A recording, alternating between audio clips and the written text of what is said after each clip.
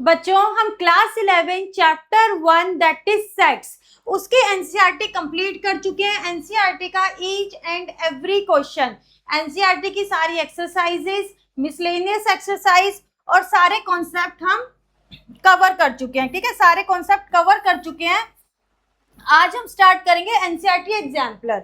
Exemplar जो है आपको मैंने पहले ही बताया है, एग्जाम्पलर अपने हर एक चैप्टर को 5 पार्ट्स में डिवाइड करता है। ठीक है, सबसे पहले शॉर्ट टाइप आंसर्स, फिर लॉन्ग टाइप, फिर आपके एमसीक्यूज, देन आपके fill in the blanks and then true and false. ठीक, तो हम भी इसी तरीके से पांचों पार्ट्स को 5 वीडियोस में कवर करेंगे। तो आज है आपका फर्स्ट पार्ट, इसमें हम करेंगे short answer type questions. Short answer type question करेंगे, सबको मैंने सेपरेट कर दिया है, मतलब जो एग्जांपल्स हैं शॉर्ट आंसर टाइप के और जो क्वेश्चन है शॉर्ट आंसर टाइप के मैंने एक ही वीडियो में इन्वॉल्व कर दिए हैं सारे। ठीक है, ताकि आपके लिए कुछ भी मुश्किल ना हो।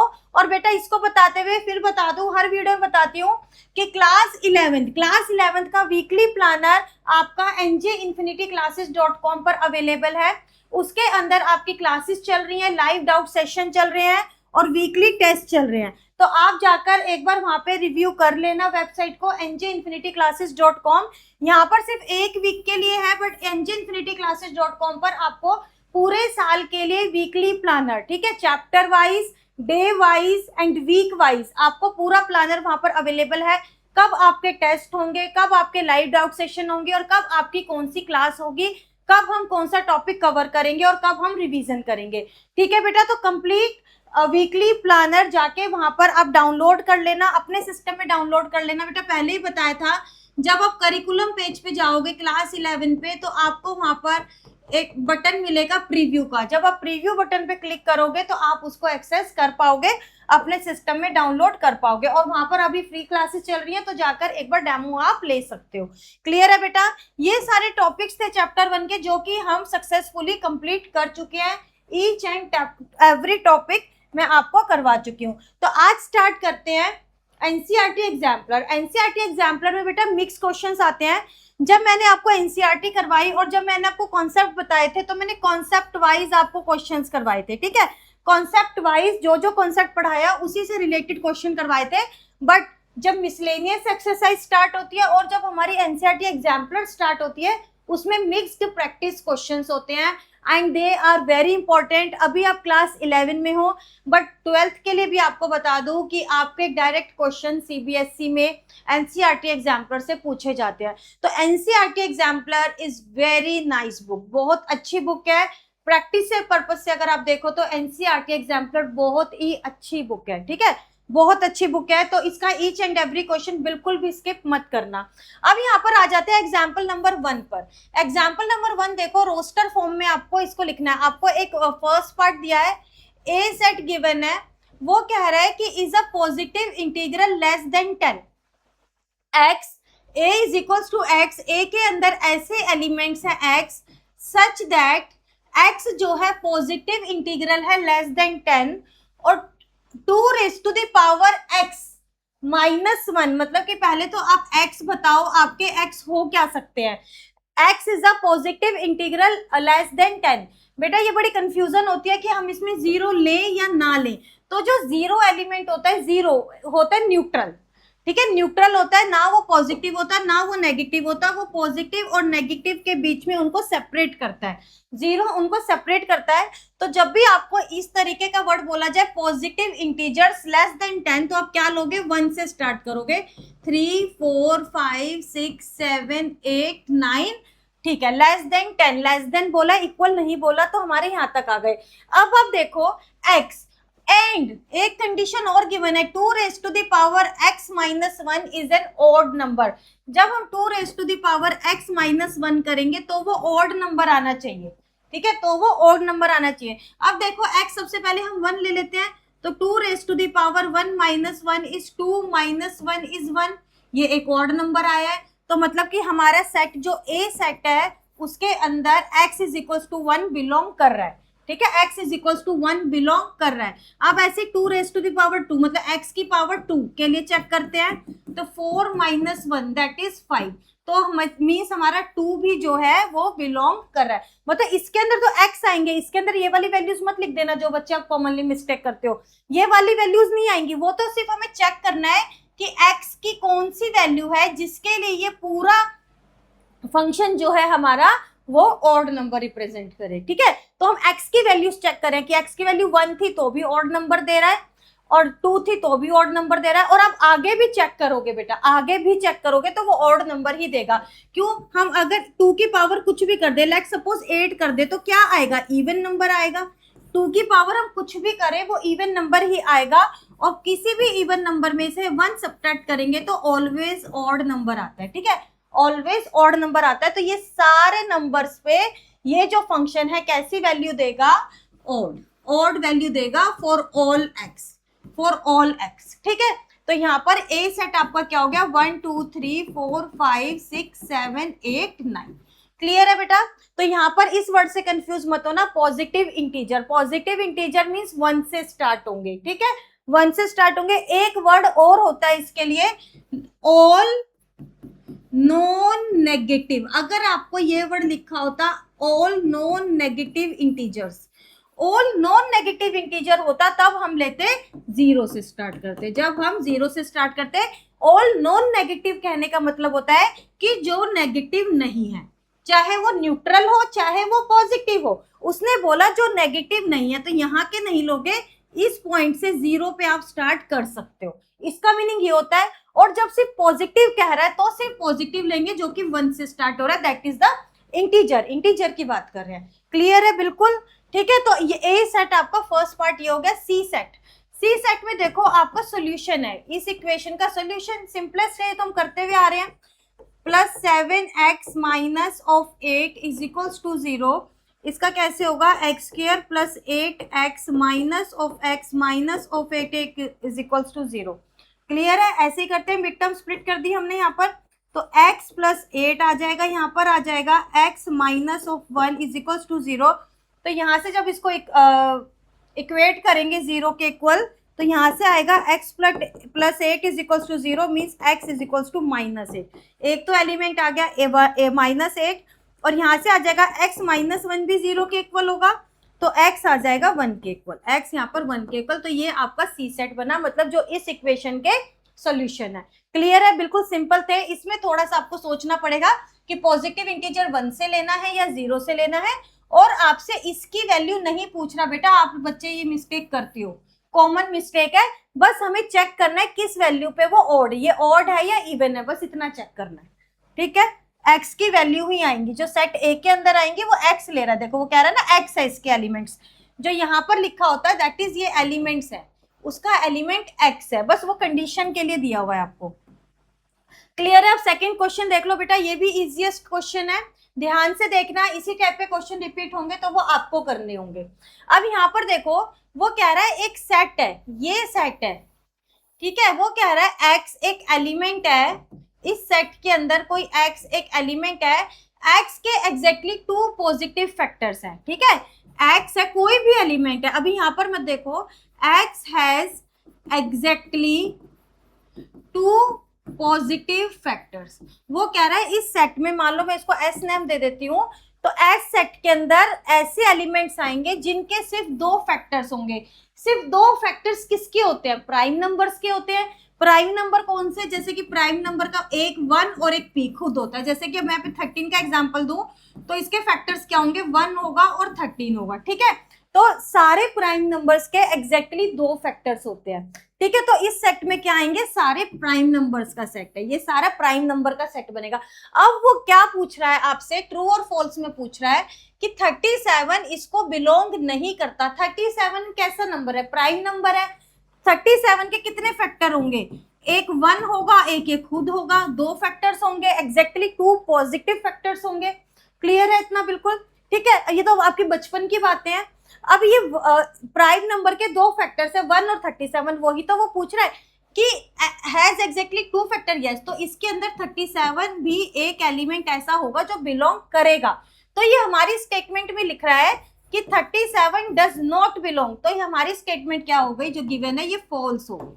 ठीक है, बिकॉज आप यहाँ पे क्या लिख सकते हो, बिकॉज 37 तो बिलोंग कर रहा है इस सेट को, पूरी स्टेटमेंट लिखकर इस सेट को बिलोंग कर रहा है। 37 कैसा है, एक प्राइम नंबर है जो कि इसको बिलोंग कर रहा है और उसके एग्जैक्टली दो ही फैक्टर्स हैं, तो वो 37 इसको बिलोंग करेगा। तो ये स्टेटमेंट कैसी है, फॉल्स है। ये ट्रू फॉल्स में आपको बताना था, और अपनी स्टेटमेंट के लिए आपने ट्रू क्यों लिखा उसको जस्टिफाई भी करना है, समझना है। क्लियर है। अब ये देखो 228 इसी टाइप के क्वेश्चन है सारे, ठीक हो। देखो 28 बिलोंग्स टू, पहले इधर वाला देख लेते हैं कि हमारी कंडीशन क्या है। y, एक ऐसे एलिमेंट्स y है इसके अंदर, sum of all positive factor of y, कि y के हम कितने भी फैक्टर्स करें, पॉजिटिव फैक्टर्स जो होंगे 1 होगा और एक y तो होगा ही, और बीच में भी बहुत सारे फैक्टर्स होंगे, वो डिपेंड करता है कि वो नंबर क्या है।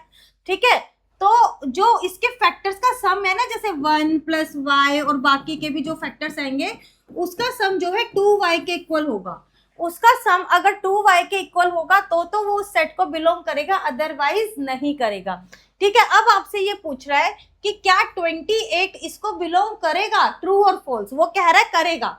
अब आपको बताना है कि ट्रू और फॉल्स। इसके लिए क्या करेंगे, देखो हम फैक्टर्स कैसे निकालते हैं, आप सब बच्चों को पता है। 28 का फैक्टर हम कैसे कैलकुलेट करेंगे, 2, 14, 2, 7, 7, 1। ठीक, अब यहां से फैक्टर्स लिख लो, 1, 7, 14, 28, इसका आ जाएगा 2, 2 भी आ जाएगा, 4 आ जाएगा। ठीक है, 2, 4,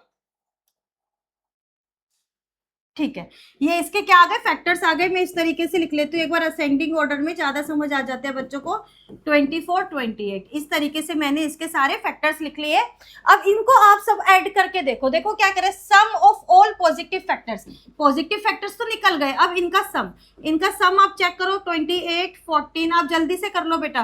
ठीक है, आप जल्दी से कर लो इसका सम ऐड। 8, 12, 13, 14, 15, 15 और 4, 19, 19 और 7, 26, 5। ठीक है, 56 आ रहा है। इन सबका एडिशन क्या आ रहा है, 56 आ रहा है। और अगर हम इसको 2y करते हैं, 2 इंटू में 28 करेंगे तो ये इक्वल आ रहा है। देखो 2 इंटू 28 क्या आ रहा है, 56 is equal to 56। That we can say that ये इसको बिलोंग करेगा। ठीक है, 28 जो है इस सेट को बिलोंग करेगा। तो ये स्टेटमेंट कैसी है, ट्रू स्टेटमेंट है। ये ट्रू स्टेटमेंट है। ये कैसी आई थी, ये फॉल्स आई थी, क्योंकि 37 भी बिलोंग कर रहा था इसको, बट इसमें नॉट बिलोंगिंग का दिया है। इसमें 28 बिलोंग कर रहा है बिकॉज वो इस कंडीशन को सेटिस्फाई कर रहा है। इतना आपको समझना पड़ेगा, जो इस कंडीशन को सेटिस्फाई करेगा। देखो some of all positive factor, पहले पॉजिटिव फैक्टर निकाले, उन सम का सम किया, फिर उन सबका सम चेक किया कि वो 2 इंटू वाई के इक्वल आ रहा है या नहीं आ रहा। वाई मतलब जो हमारा एलिमेंट है, यहाँ पर 28 के लिए हमें चेक करना है। क्लियर है बच्चा इतना। अब यहाँ पर देखते हैं, t is a multiple of 37। देखो 7, 7, 4, 7, इधर इसको छोड़ो, अभी यहाँ पर अपने सेट पे आओ कि t ऐसे एलिमेंट है such that t is multiple of 37। ठीक है, t इज मल्टीपल ऑफ 37। तो अभी चेक करना है कि जो ये दिया हुआ है 7, 7, 4, 7 इसको बिलोंग करेगा या नहीं करेगा। इसका मतलब है क्या 7, 7, 4, 7 37 का मल्टीपल है या नहीं है। सिंपल सी बात है, अगर वो 37 का मल्टीपल होगा तो वो इस सेट को बिलोंग करेगा, अदरवाइज नहीं करेगा। तो हम चेक कर लेते हैं। इसको चेक करने के लिए क्या करते हैं, हम डिवाइड करते हैं। देखिए 37 का अगर वो मल्टीपल होगा तो इससे कंप्लीटली डिवाइड हो जाएगा। कंप्लीटली डिवीजन तो बचपन से करते हुए आ रहे हो। 37 को 2 से मल्टीप्लाई करके एक बार चेक करो, 14, 6, 7। ठीक है, 74 यहाँ पे 2 से जा रहा है, 74 यहाँ पे आ जाएगा, 3, 4 आ जाएगा, तब भी नहीं जाएगा, 0 आ जाएगा, 7 आ जाएगा। ये तो सिर्फ सेकंड, मतलब मैं 3rd या 4th क्लास की बातें आपको बता रही हूँ यहाँ पर। अब 37 को आप डिवीजन तो आपको अच्छे से आता है, आप 8 से मल्टीप्लाई करके देखो, 296। 9 से करके देखती हूँ,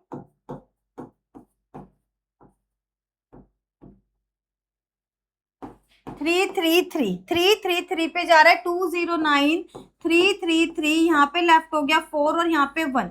ये इससे कंप्लीटली डिविजिबल नहीं हुआ। मल्टीपल क्या होता है, मल्टीपल वो होता है that is completely divisible by. ठीक है, तो ये इसलिए कंप्लीटली डिविजिबल नहीं हुआ क्योंकि यहाँ पर रिमाइंडर 14 बच गया। 14 रह गया, तो ये 7747 इसको बिलोंग नहीं कर रहा। 7747 इस सेट को बिलोंग नहीं करेगा बिकॉज ये 37 का मल्टीपल नहीं है। तो ये आपकी स्टेटमेंट कैसी हो गई, ये भी फॉल्स हो गई, ये भी फॉल्स हो गई, क्योंकि यहाँ पे ये कह रहा है कि बिलोंग कर रहा है। तो हमें साइन देखना है कि जो आंसर आया है वो वही बात कह रहा है या उससे अलग कह रहा है।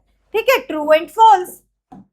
नेक्स्ट क्वेश्चन देख लेते हैं। गिवन दैट, देखो आपको एक सेट गिवन है n, यहाँ पर ये नेचुरल नंबर वाला सेट नहीं है, क्योंकि नेचुरल नंबर वाला सेट तो आपको इन्फिनिटी तक जाता है। ठीक है, तो कंफ्यूज होने की जरूरत नहीं है। यहाँ पर एक सेट है कोई भी n नाम से है और उसके अंदर 100 एलिमेंट्स हैं, that is 1 2 3 4 5 6 to 100।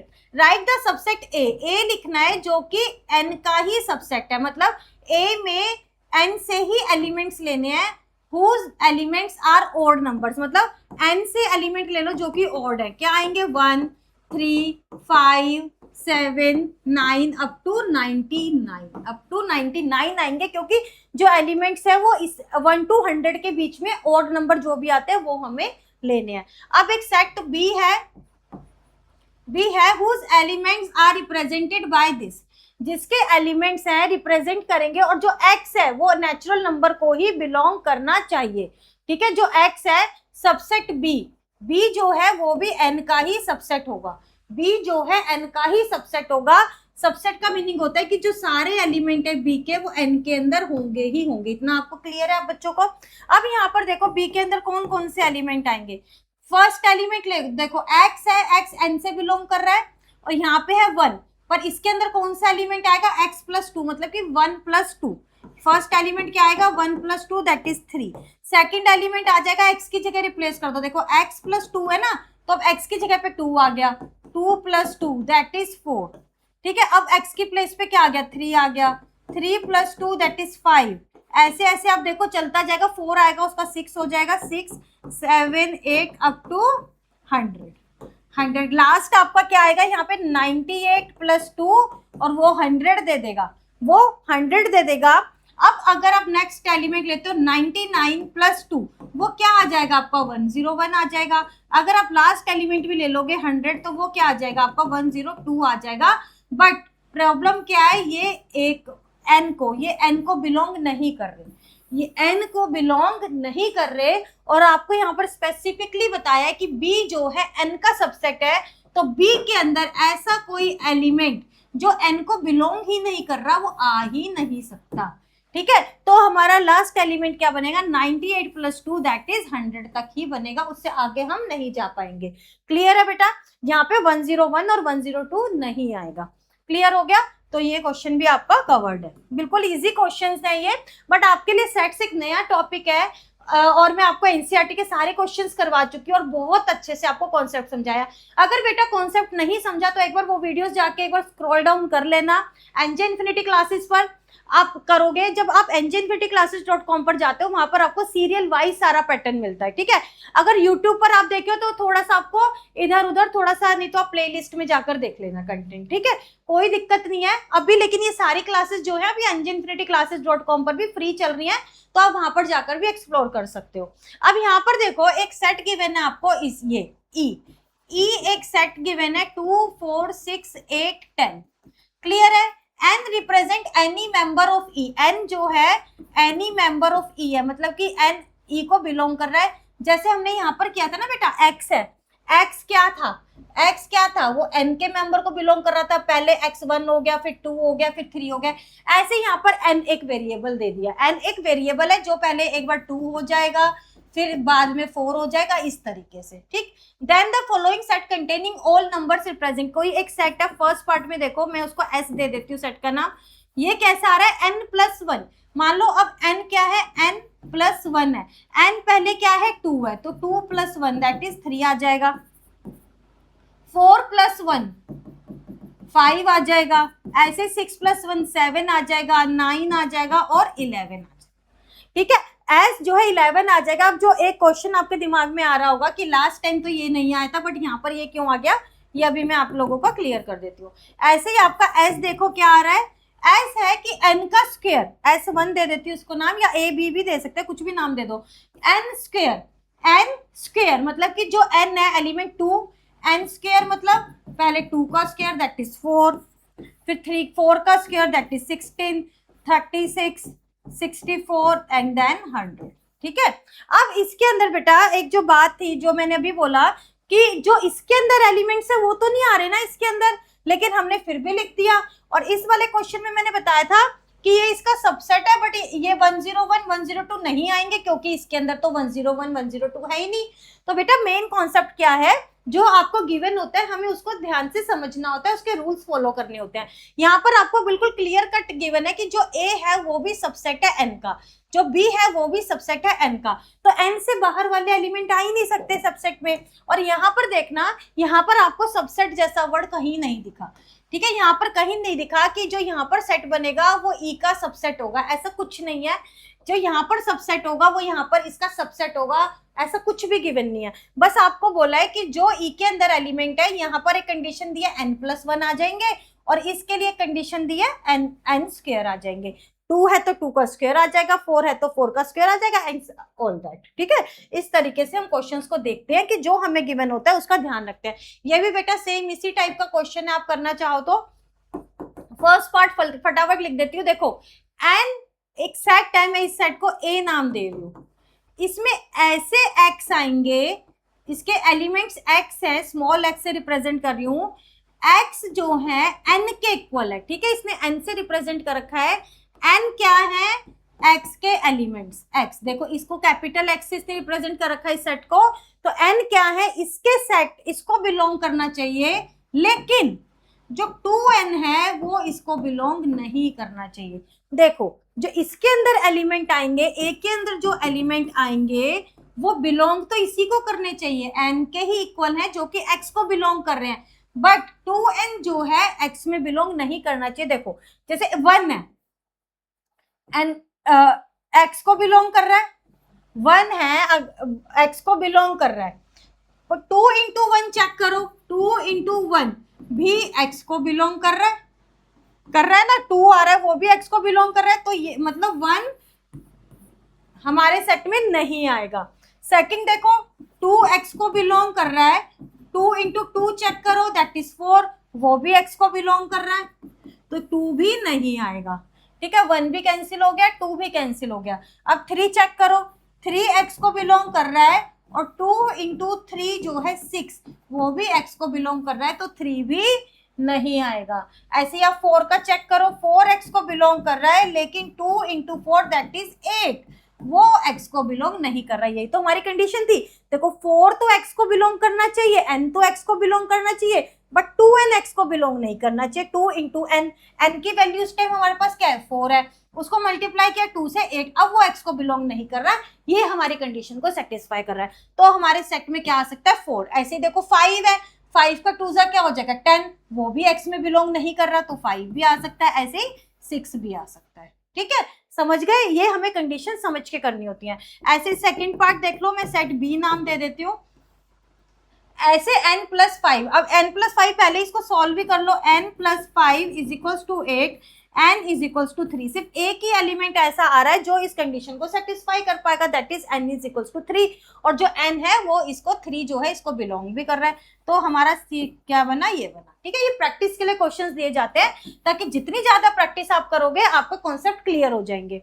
n is greater than 4, कौन कौन से एलिमेंट आएंगे, मैं इस सेट को c नाम दे रही हूँ, n है ग्रेटर देन 4 है, मतलब 5 और 6 दो ही एलिमेंट ऐसे बचे कि जो इससे ग्रेटर है, सिंपल।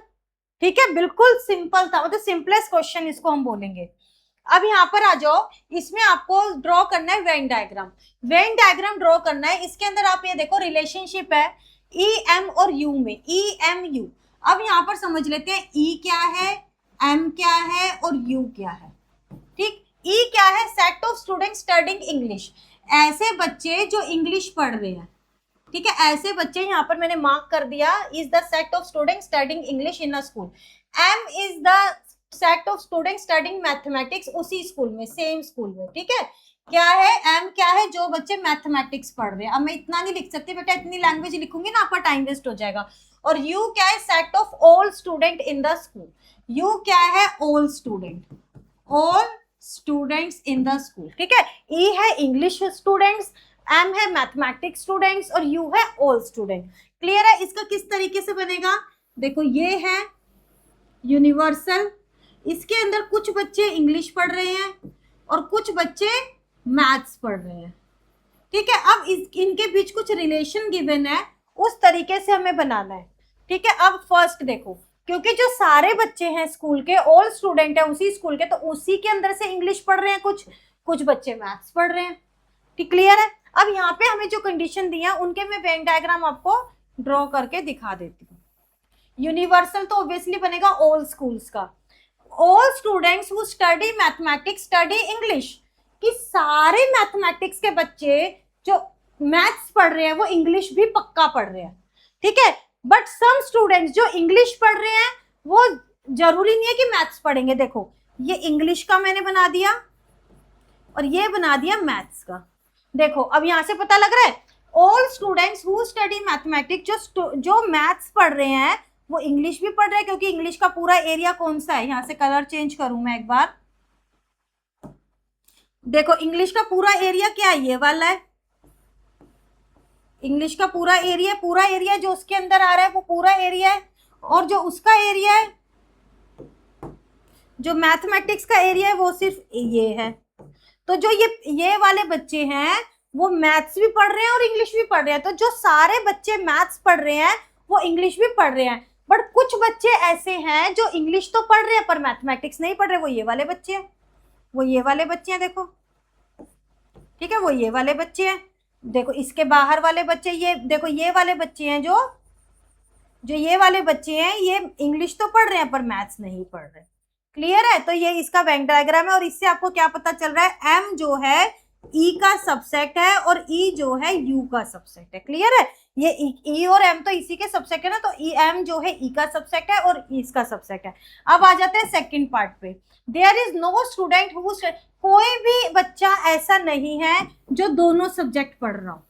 कोई भी बच्चा ऐसा नहीं है जो मैथ और इंग्लिश पढ़ रहा है, या तो कुछ बच्चे मैथ्स पढ़ रहे हैं या कुछ बच्चे इंग्लिश पढ़ रहे हैं, पर कोई एक भी बच्चा, सिंगल बच्चा ऐसा नहीं है जो दोनों पढ़ रहा हो। तो इसका क्या बनेगा, डिसजॉइंट सेट्स, मतलब कि ये इंग्लिश पढ़ रहे हैं बच्चे, ये बच्चे मैथ्स पढ़ रहे हैं, इनके बीच कोई रिलेशन नहीं है, कोई भी कॉमन बच्चा नहीं है जो दोनों सब्जेक्ट पढ़े।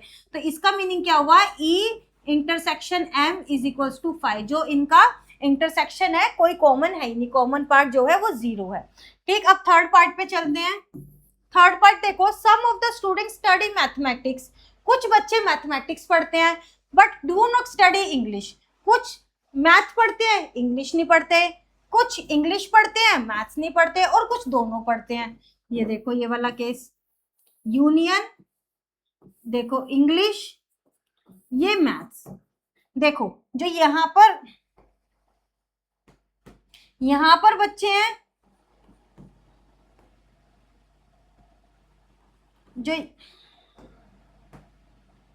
जो देखो यहाँ पर बच्चे हैं ये दोनों पढ़ रहे हैं, इंग्लिश भी पढ़ रहे हैं मैथ्स भी पढ़ रहे हैं।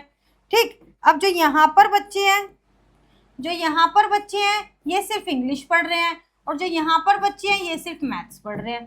तो यही कह रहा था कि कुछ बच्चे तो मैथ पढ़ते हैं इंग्लिश नहीं पढ़ते, कुछ बच्चे मैथ्स पढ़ रहे हैं सिर्फ इंग्लिश नहीं पढ़ रहे, कुछ बच्चे सिर्फ इंग्लिश पढ़ रहे हैं मैथ्स नहीं पढ़ रहे, और कुछ बच्चे ऐसे हैं जो इंग्लिश भी पढ़ रहे हैं और मैथ्स भी पढ़ रहे हैं, आपके जैसे बच्चे होशियार। ठीक है, note fourth point, note all student study mathematics. तो ये क्या हो गया आपका, ई यूनियन एम। ठीक है, ये क्या है, ई यूनियन एम। देखो ये ई यूनियन एम वाला एरिया आ गया ना हमारा सारा। ई यूनियन एम में क्या होता है, कुछ इसका पार्ट होता है, कुछ इसका, कुछ कॉमन, सारा ही पार्ट होता है। अच्छा, note all student study mathematics but every student, ये इसका रिवर्स हो गया, फर्स्ट वाले पार्ट का रिवर्स हो गया। इधर से दिखा देती हूँ,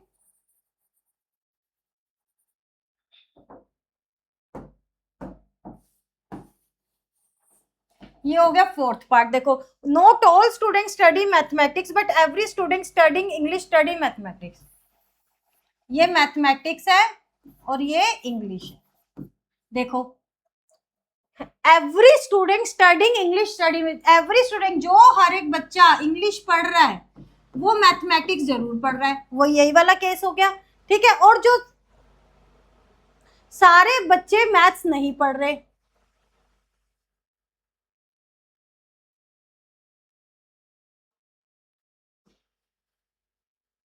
देखो इसके अंदर, देखो ये यूनिवर्सल सेट है, इसके अंदर ये क्या है, ये सारे बच्चे हैं, अब जो बच्चे यहाँ पर रह गए वो मैथ्स नहीं पढ़ रहे, जो बच्चे यहाँ पर रह गए, यहाँ पर भी तो बच्चे रह गए ना, वो मैथ्स नहीं पढ़ रहे, सिर्फ इतने अंदर वाले बच्चे मैथ्स पढ़ रहे हैं। लेकिन जो बच्चे इंग्लिश पढ़ रहे हैं वो मैथ्स भी जरूर पढ़ रहे हैं, ठीक है। लेकिन जो बच्चे इंग्लिश पढ़ रहे हैं वो मैथ्स भी जरूर पढ़ रहे हैं, और सारे बच्चे मैथ्स भी नहीं पढ़ रहे। तो ये क्या हो गया, A is a subset of M is a subset of U। Clear है बेटा। वेन डायग्राम हमें सोच के बनाना होता है, बहुत इजी है, मतलब और सारे कॉन्सेप्ट से सबसे इजी बच्चों को वेन डायग्राम ही लगता है। अब आ जाते हैं एक्सरसाइज के क्वेश्चन पे। बेटा बीच में एक दो एग्जांपल मैंने अभी स्किप किए हैं बिकॉज वो प्रॉपर्टीज वाले थे, तो अभी जैसे ही एक्सरसाइज के प्रॉपर्टीज वाले क्वेश्चन आएंगे तो मैं साथ में एग्जाम्पल करवा दूंगी और साथ में प्रॉपर्टीज वाले क्वेश्चन स्टार्ट हो जाएंगे, ठीक है, ताकि आप बच्चों के लिए इजी रहे, बीच बीच में इधर उधर ना भटकना पड़े। अब यहाँ आ जाते हैं फर्स्ट क्वेश्चन पे। यहाँ पर ये देखो, ये क्या है, इसको सॉल्व हो जाएगा तो आ जाएगा ए सेट क्या है, जो रियल नंबर्स हैं, एक्स क्या है, रियल नंबर है, और ये कंडीशन फॉलो कर रहा है। तो 2x + 11 is equal to 15, x is equal to, यहाँ से 4 आ जाएगा तो 2x की वैल्यू क्या आ गई 2। तो ए सेट में सिर्फ एक ही एलिमेंट है, दैट इज 2। सेकेंड पार्ट में देख लो, सेकेंड पार्ट में वो कह रहा है एक्स स्क्वायर एक्स के इक्वल आना चाहिए। एक्स स्क्वायर, वैसे मैं यहाँ पर बता दूं नॉलेज के लिए, सिर्फ रियल नंबर, दो ही रियल नंबर ऐसे हैं जिनका स्क्वायर उनके खुद के इक्वल होता है। क्या यार यहाँ पे -1 भी करेंगे तो वो 1 हो जाता है, ठीक है, तो वो इक्वल नहीं होता। सिर्फ दो ही नंबर ऐसे होते हैं कि जिसका स्क्वायर खुद के इक्वल होता है। लेकिन इसको सॉल्व करने का तरीका देख लो, आपके आगे काम आएगा। इसको x को इधर ले आएंगे, 0 रह जाएगा, x को कॉमन लेंगे तो x - 1 रह जाएगा। अब अपनी इक्वेशन की प्रॉपर्टी के अकॉर्डिंग ये भी 0 हो सकता है और ये भी, x इज इक्वल टू 0 और x - 1 इज इक्वल टू 0। तो यहाँ से क्या आ गया, x इज इक्वल टू 1 और x इज इक्वल टू 0। दो वैल्यूज मिली हमें x की, दैट इज 0 एंड 1, ठीक है, यही मैंने बताया था। लेकिन इसको सही सॉल्व करने का तरीका ये है, बिकॉज अभी आगे x क्यूब की भी बात होगी तो अब आपको ये क्लियर हो जाएंगी चीजें। अब आ जाते हैं सी पर। देखो, positive factor of prime number p। अभी मैंने आपको फर्स्ट क्वेश्चन में आई थिंक बताया था कि जो भी कोई प्राइम नंबर होता है, जो उसके पॉजिटिव फैक्टर क्या होता है, एक तो 1 होता है और एक खुद होता है नंबर। यही तो मैंने अभी बताया था, डिस्कस किया था, आपको बचपन से पता है। कोई भी हम 17 ले लेंगे तो इसके फैक्टर्स क्या होंगे, 1 और 17 खुद होगा, ठीक। तो इसके अंदर पॉजिटिव, एक ऐसा एलिमेंट पॉजिटिव फैक्टर है जो कि प्राइम नंबर का, तो इसके अंदर आ जाएगा 1 और p वो खुद। p मतलब कोई भी वो प्राइम नंबर हो तो वो खुद आ जाएगा और एक 1 आ जाएगा, उसके दो ही पॉजिटिव फैक्टर्स होते हैं। क्लियर है, हो गया क्वेश्चन कंप्लीट। नेक्स्ट क्वेश्चन देख लेते हैं। ये भी बेटा इसी तरीके से होंगे, सारे क्वेश्चन आप सॉल्व करोगे ना इसी तरीके से होंगे। देखो ये वाला, ठीक है, आप मेरे साथ ही कर लो, आप बाद में करने को क्या बोलूं, आप मेरे साथ ही कर लो। देखो ये आपको गिवन था t³ is equal to t, तो मैं इस t को इधर ले आई। अब यहाँ पे ध्यान से देखना, t मैंने कॉमन ले लिया, अंदर बचा t² - 1। अब t² एक आइडेंटिटी है तो इसको कैसे ओपन करेंगे, t - 1 और t + 1। अब यहाँ से आपको तीन वैल्यू मिल जाएंगी, t is equal to 0, t - 1 is equal to 0 और t + 1 इज इक्वल टू 0। यहाँ से क्या मिला, t is equal to 0, t is equal to 1 और t इज इक्वल टू -1। तीन वैल्यू मिल गई। तो इस सेट के अंदर क्या आ गया, -1, 0 और 1। इसका नाम भी दिया हुआ है कुछ, d। Answer d is equal to -1, 0 और 1 के इक्वल आ गया। क्लियर है बेटा। अब यहाँ पर आ जाओ, सेकंड पार्ट देख लो। सेकंड पार्ट में e आपको गिवन है कि ऐसे एलिमेंट जो कि w से रिप्रेजेंट कर रखा है, such that w - 2, w + 3 is equal to 3, और w क्या है, कोई भी रियल नंबर को बिलोंग कर रहा है। तो हम इसी इक्वेशन को सॉल्व कर लेंगे। तो w - 2 divided by w + 3 equal to 3। बेटा आप जल्दी से करके कमेंट बॉक्स में कमेंट कर दो मुझे। w - 2 is equal to 3w + 9, 3w + 9, यहाँ से आ जाएगा w - 3w is equal to 11। यहाँ से आया -2w is equal to 11, w आ गया -11/2, w आ गया -11/2। बस एक ही वैल्यू आई है w की, तो ई सेट क्या हो गया, -11/2, एक ही एलिमेंट है ई के अंदर। क्लियर है बेटा। अब इसको देखो, इसको सॉल्व कर लेना, सिंपल है ये भी। यहाँ पे कोशिश करती हूँ ताकि ये आपके नोट्स, बेटा हर वीडियो में बताती है, जो नोट्स होते हैं ये मैं एज इट इज सेव करके आपके ngInfinityclasses.com पर अपलोड कर देती हूँ। आप वहां से जाकर इन नोट्स को एक्सेस कर सकते हो। और जहां तक बात है यूट्यूब वीडियो की, अभी आप अगर यूट्यूब में इसको देख रहे हो तो आपको ये नीचे डिस्क्रिप्शन बॉक्स में इसका लिंक मिल जाएगा, डायरेक्ट आप उसको क्लिक करोगे, download notes here, access notes here नाम लिखा होगा और आपको उसके आगे लिंक मिल जाएगा डिस्क्रिप्शन बॉक्स में। जैसे ही आप उसको क्लिक करोगे तो आप डायरेक्ट इस पर एनजे इन्फिनिटी क्लासेस पर इन नोट्स को एक्सेस कर पाओगे, डायरेक्ट ये नोट्स आपके सामने ओपन हो जाएंगे। ठीक है बेटा, क्लियर है। अब यहाँ पर देखो एफ जो है एक्स की power 4 minus 5x square plus, बस इसको सॉल्व करना है, जो 9 10 से आप करते आ रहे हो, 8th में ही आपको सिखा देते हैं ये सब चीजें। तो x की पावर 4 माइनस ये आ जाएगा आपका 2x square minus 3x square plus 6 is equals to 0। अब आ जाएगा x square minus 2 minus 3x square minus 2 is equals to 0। यहाँ पर आ जाएगा x square minus 3x square minus 2 is equals to 0। पर अब इसके अंदर ये देखो हमारा आंसर जो है एक्स स्क्वायर में आया, अभी एक्स स्क्वायर माइनस 3x, अब ये भी तो एक आइडेंटिटी बन रही है। और यहाँ पर देखो जो r है हमारा, x जो है वो रियल नंबर को बिलोंग कर रहा है। ठीक है, x जो है वो रियल नंबर को बिलोंग कर रहा है, तो रियल, तो हम इसको कैसे लिख सकते हैं, एक्स स्क्वायर माइनस √3 का स्क्वायर लिख सकती हूँ, और इसको कैसे लिख सकती हूँ, एक्स स्क्वायर माइनस √2 का स्क्वायर लिख सकती हूँ, और इक्वल टू 0। ठीक, बिकॉज जो √3 √2 होते हैं ये इरेशनल नंबर्स होते हैं, बट ये रियल नंबर होते हैं। ठीक है, इरेशनल नंबर है बट रियल है। तो यहाँ से आपको क्या मिला, आइडेंटिटी आ गई, x minus √3 x plus √3 x minus √2 x plus √2 is equals to 0। Clear है बेटा, सिंपल आइडेंटिटी मैंने यहाँ पर लगाई है a square minus b square की। तो अब यहाँ से x की वैल्यूज आपको 4 वैल्यूज मिलेंगी, x is equals to √3 x is equals to minus √3 √2 minus √2, ये √2 है। तो यहाँ से आपका जो ये सेट है वो क्या बना, मैं यहाँ पर लिख देती हूँ, ये सेट बनेगा आपका √2 माइनस √2 √3 और माइनस √3। यहाँ पर 4 वैल्यूज आपको x की मिली है। क्लियर है बेटा, ये सारा इक्वेशन बेस्ड था, मतलब आपको इक्वेशन सॉल्व करनी है और उसके आंसर्स बताने हैं। अब यहाँ पर देख लो इसको, बस अब एक बार एक ये चीज समझ लेना, मतलब कंफ्यूज होने की ऐसी कोई रिक्वायरमेंट नहीं है, पर आप ध्यान से समझोगे तो आपको आ जाएगा। अब यहाँ पर देखो इसमें क्या गिवन है, y is equals to x, कोई एक एलिमेंट x, ऐसा element x is a positive factor of the number, x क्या है, पॉजिटिव फैक्टर है, x इज द फैक्टर।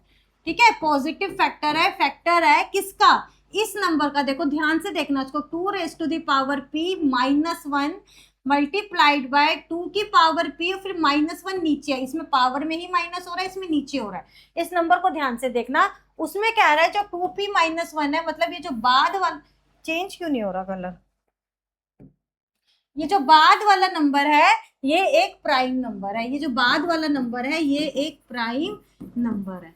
मतलब अब हमें सेट में क्या लिखना है, हमें इस पूरे नंबर के लिए इसके फैक्टर्स लिखने हैं। अब ये 2 पार्ट्स में डिवाइडेड है, एक तो 2 की पावर में, 2 की पावर क्या हुई, 2 की पावर 0, 2 की पावर 1, 2 की पावर 2, 2 की पावर 3, इस टाइप से एक नंबर है हमारे पास। देखो 2 की पावर 0 हो रही है, अगर p 1 हो जाएगा तो 2 की पावर 0 हो जाएगी, p2 हो जाएगा तो 2 की पावर 1 हो जाएगी, फिर ऐसे 2 की पावर 3 अप टू कहां तक जाएगी, 2 के फैक्टर्स क्या क्या होंगे, 2 की पावर 0, 2 की पावर 1, 2 की पावर 2, 2 की पावर 3, अप टू कहां तक जाएगी लास्ट पावर, 2 की पावर p माइनस 1 तक जाएगी, डिपेंड करता है p की वैल्यू क्या है। ठीक है, ये तो हो गए 2 की पावर वाले के फैक्टर। अब ये है एक प्राइम नंबर, प्राइम नंबर के क्या फैक्टर होते हैं, एक तो 1 होता है और एक वो नंबर खुद होता है, ये नंबर खुद होता है 2p की पावर माइनस 1, ये फैक्टर्स हो गए। अब इनको ज्वाइन करना है, हमें अलग अलग से नहीं लिखने, हमें इसके इकट्ठे लिखने हैं। तो अब इसको कैसे करेंगे, यहाँ पर देखो 2 की पावर 0 क्या होती है, 1 होती है। ठीक है, 2 की पावर 0 क्या होती है, 1 होती है। अब इनको साथ में अगर y सेट गिवन है, हमें ये y सेट लिखें तो आप कैसे लिखोगे, 1, 2 की पावर 1 क्या है, 2 है, आगे बस ऐसे लिख दो 2 की, इसको लिख सकते हो ऐसे भी, 2 की पावर 3 अप टू 2 की पावर p माइनस 1 तक, 2 की पावर p माइनस 1 तक जा रहा है। ये मैं दोबारा लिखती हूँ एक तरीके से,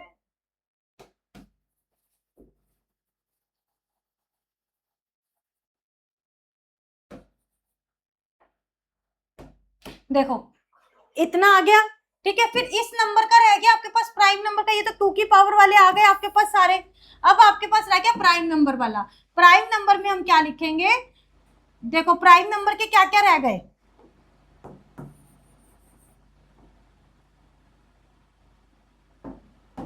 प्राइम नंबर का क्या होगा, 1 और खुद प्राइम नंबर।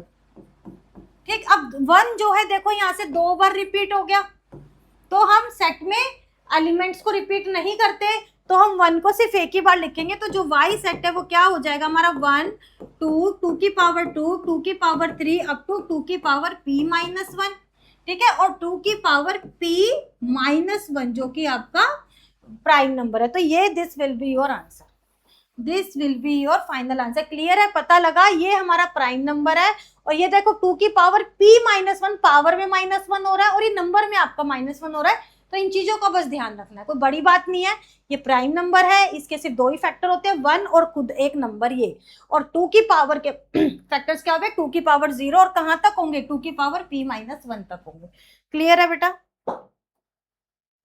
नेक्स्ट चलते हैं, ये सेम क्वेश्चन अभी मैंने आपको एग्जांपल्स में करवाया था, इसी टाइप का क्वेश्चन। यहाँ पर देख लो, इसे आप चेक करना। देखो 35 है, सेट क्या है, सेट क्या है, सेट की कंडीशन क्या है, यहाँ पे पहले कंडीशन पढ़ो। ये ट्रू फॉल्स वाला है, सेम क्वेश्चन है जो भी एग्जांपल्स में करवाया है। Exactly 4 positive factors. ठीक है, 35 के फैक्टर्स चेक करो। 35 के क्या होंगे, 5 7 7 1। तो यहाँ से फैक्टर्स क्या हुए, 1 5 7 और 35, यही 4 फैक्टर्स बन रहे हैं। क्योंकि 1 और सेल्फ नंबर तो हर एक का होता है, प्राइम नंबर्स में 1 और सेल्फ नंबर ही होता है, और हर किसी नंबर में 1 और खुद सेल्फ नंबर तो होता ही होता है, और बीच के और भी नंबर्स उसके फैक्टर्स होते हैं। ठीक है, ये कंपोजिट नंबर्स में होता है। तो ये एग्जैक्टली 4 ही फैक्टर्स आ रहे हैं। तो ये कैसी स्टेटमेंट हो गई, ट्रू। यस, ठीक है, ये ट्रू हो गई। वो कह रहा है 35 इसको बिलोंग कर रहा है इस कंडीशन को, हाँ कर रहा है, क्योंकि उसके एग्जैक्टली 4 पॉजिटिव फैक्टर्स हैं। अब 128 वही सेम वाली कंडीशन, y 2y आ रहा है। ठीक है, the sum of all positive factors y is 2y आ रहा है, ये नहीं आ रहा, आप ये चेक करके बताओगे। अब ये सेम क्वेश्चन मैंने करवाया है, और ये भी देखो सेम है, आप इन दोनों का चेक करोगे, सेकंड और फोर्थ का। सेकंड और फोर्थ बिल्कुल सेम है, आपकी प्रैक्टिस हो जाएगी, आप अपने आप से करके दिखाओ। अब यहाँ पर एक ये है, देखो ये हम जो करते आए हैं 9th और 10th में, ये वाला काम क्या करते आए 9th और 10th का काम है कि आपको एक इक्वेशन दी है, वो क्या कह रहा है कि ये क्या इसका फैक्टर होगा।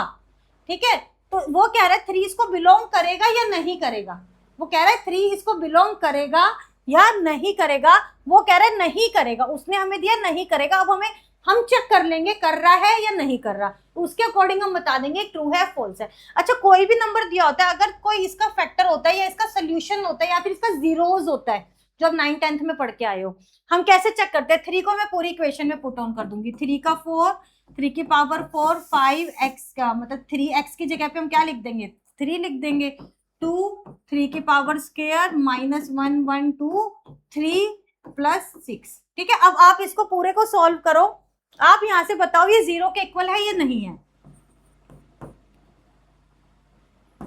27 इंटू 5 बताओ जल्दी से क्या होता है, 135।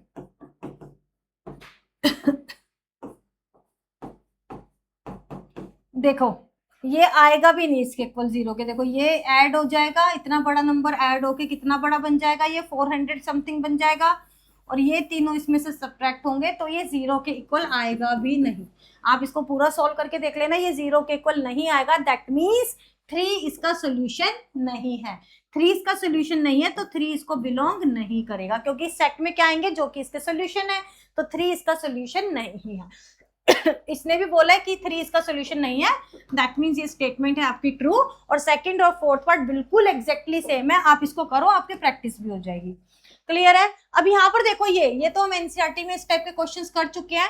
अब यहाँ पे मैं एलएचएस करके दिखा देती हूँ, आरएचएस आप खुद करोगे। यहाँ पे आपको एलएचएस क्या गिवन है, L minus M union N. ठीक है, एल माइनस, यहाँ पे एल सेट लिख लो आप, 1 2 3 4 माइनस एम, एम क्या है 3 4 5 6 यूनियन एन सेट 1 3 5। ठीक है, और इसको ब्रैकेट को क्लोज कर दो।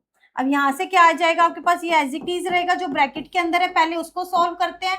तो 3 4 5 6 यूनियन करना है इसका, तो क्या आ जाएगा 1 भी है 3 4 5 6। ठीक है, इसके भी तीनों एलिमेंट आ गए ना, 1 3 5, और इसके भी चारों आ गए 3 4 5 6। ये यूनियन है, हमारा डेफिनेशन है यूनियन की। अब इसमें से इसको सब्ट्रैक्ट करना है, मतलब जो इसके अंदर एलिमेंट्स इसके अंदर है उसको सब्ट्रैक्ट कर दो। देखो 1 है, 1 यहाँ से सब्ट्रैक्ट कर देंगे, 1 है 1 सब्ट्रैक्ट कर देंगे, 3 है 3 भी सब्ट्रैक्ट कर देंगे, 4 है 4 भी सब्ट्रैक्ट कर देंगे, यहाँ पर 2 है ही नहीं, तो हमारे पास आंसर क्या बचेगा 2।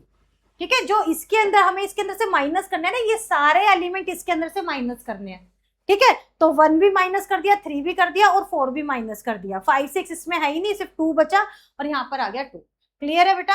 ऐसे ही आप यहाँ पर करना, आप यहाँ पर करोगे, इस टाइप के बहुत क्वेश्चंस करवा लिए। L माइनस एम करो पहले, फिर L माइनस एन करो, फिर दोनों का इंटरसेक्शन करो, आप देखना इसी के इक्वल आ जाएगा। ठीक है, ऐसे ही LHS ऐसे ही RHS लिख दो और दोनों इक्वल आ जाएंगे। अभी ऑन द स्पॉट अभी बैठ के करो, अभी बैठ के करो बेटा, तभी आपकी प्रैक्टिस होगी। आगे आगे भागते जाओगे नहीं होगा। ये देखो इसी टाइप का क्वेश्चन मैंने एग्जाम्पल्स में भी करवाया है। एंड ये दिया हुआ है, right whose elements are even numbers. कोई एक सबसेट लिखना है, ऐसे लिख देती हूँ फर्स्ट पार्ट में, तो इवन नंबर्स हैं, तो यहाँ से क्या आ जाएगा 2 4, वहां पे हमने और लिखे थे 100। क्लियर है? अब second part, perfect square numbers, 1 से सबसेट है, ये n का सबसेट है, ये भी n का सबसेट है, तो इसी के अंदर के एलिमेंट आएंगे, ये भी n का ही सबसेट है, मतलब सिर्फ वही एलिमेंट आएंगे जो n के अंदर है। क्लियर है वर्ड आपको?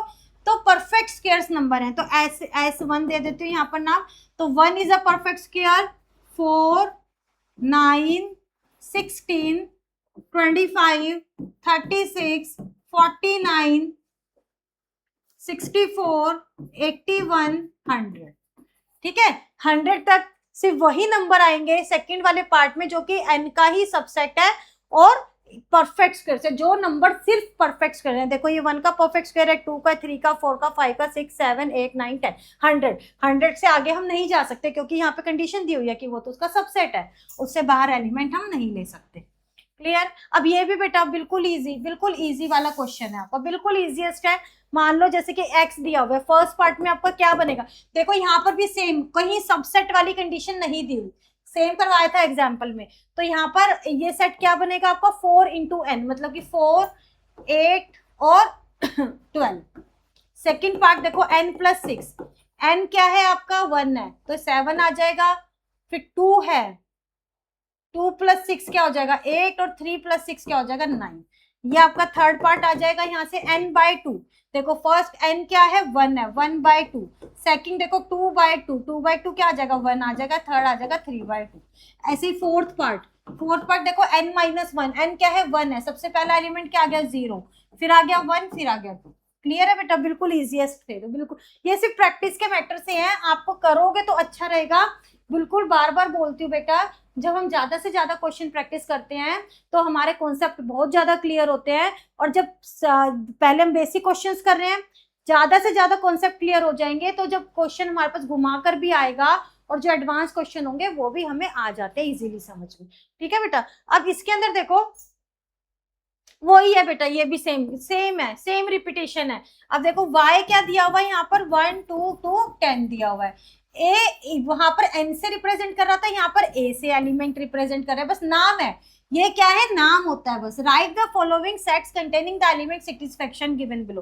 फर्स्ट पार्ट में देखो सेम था, a जो है y को बिलोंग करना चाहिए, बट a का स्क्वायर y को बिलोंग नहीं करना चाहिए। वहां पे हमने क्या किया था, a y को बिलोंग कर रहा है बट 2a y को बिलोंग नहीं कर रहा है। सेम करा एग्जाम्पल में, तो देखो 1 तो y को बिलोंग कर रहा है, 1 y को बिलोंग कर रहा है और 1 का स्क्वायर भी y को बिलोंग कर रहा है, तो ये नहीं आएगा। देखो 2 y को बिलोंग कर रहा है, y है, ठीक है, और 2 का स्क्वायर भी y को बिलोंग कर रहा है, वो भी नहीं आएगा। 4 है ना, 4 बिलोंग कर रहा है। ऐसे 3 y को बिलोंग कर रहा है और 3 का स्क्वायर भी y को बिलोंग कर रहा है, नहीं वो भी नहीं आएगा।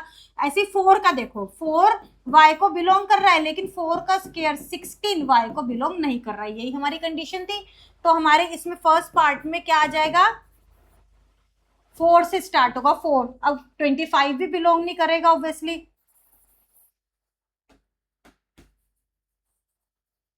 ठीक है, क्लियर है बेटा? समझ आ रहा है ना ये? देखो अब इस फर्स्ट पार्ट को मैं नाम दे देती हूँ ए दे देती हूँ। ए सेट किसके इक्वल होगा? देखो ये 3 एलिमेंट तो नहीं आ रहे क्योंकि कंडीशन सेटिस्फाई नहीं कर रहे, यहाँ पे नोट बिलोंगिंग का ये बिलोंग कर रहे हैं, तो ये हमारे पास बिलोंगिंग का आ गया, ये सेटिस्फाई कर रहा है।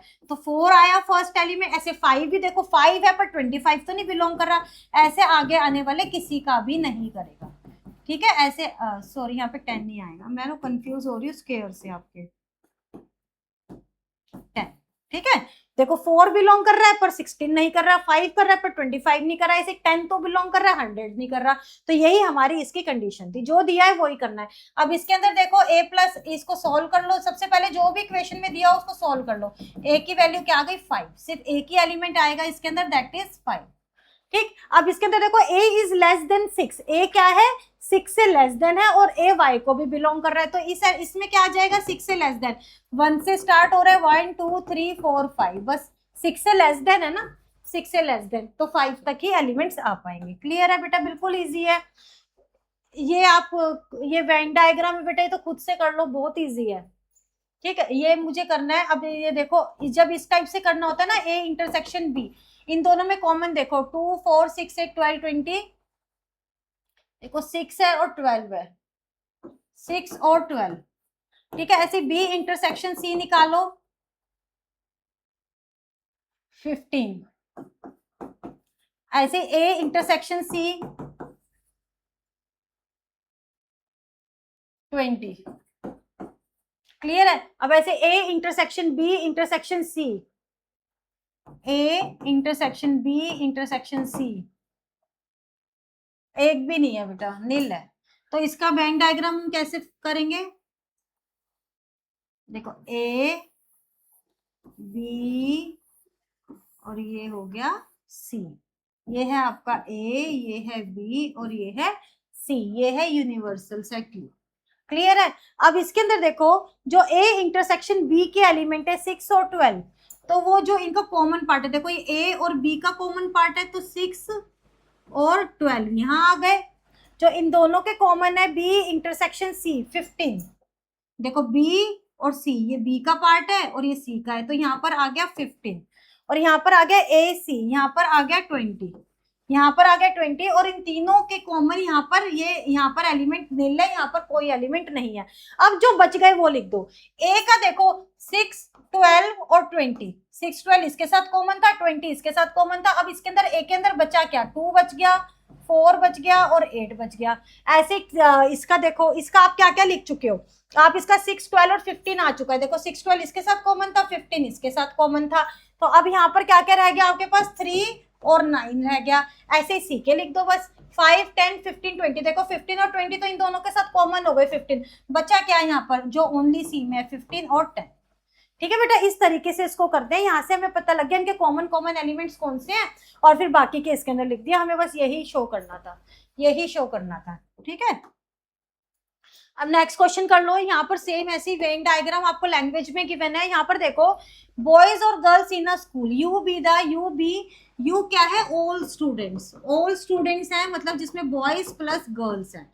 ठीक है, boys plus girl B the set of girls in the school, G क्या है set of girls in the school, और बॉयज क्या है set of boys in the school, B क्या है set of boys in the school, और S क्या है set of all students in the school who take swimming, S वो बच्चे हैं जो स्विमिंग कर रहे हैं।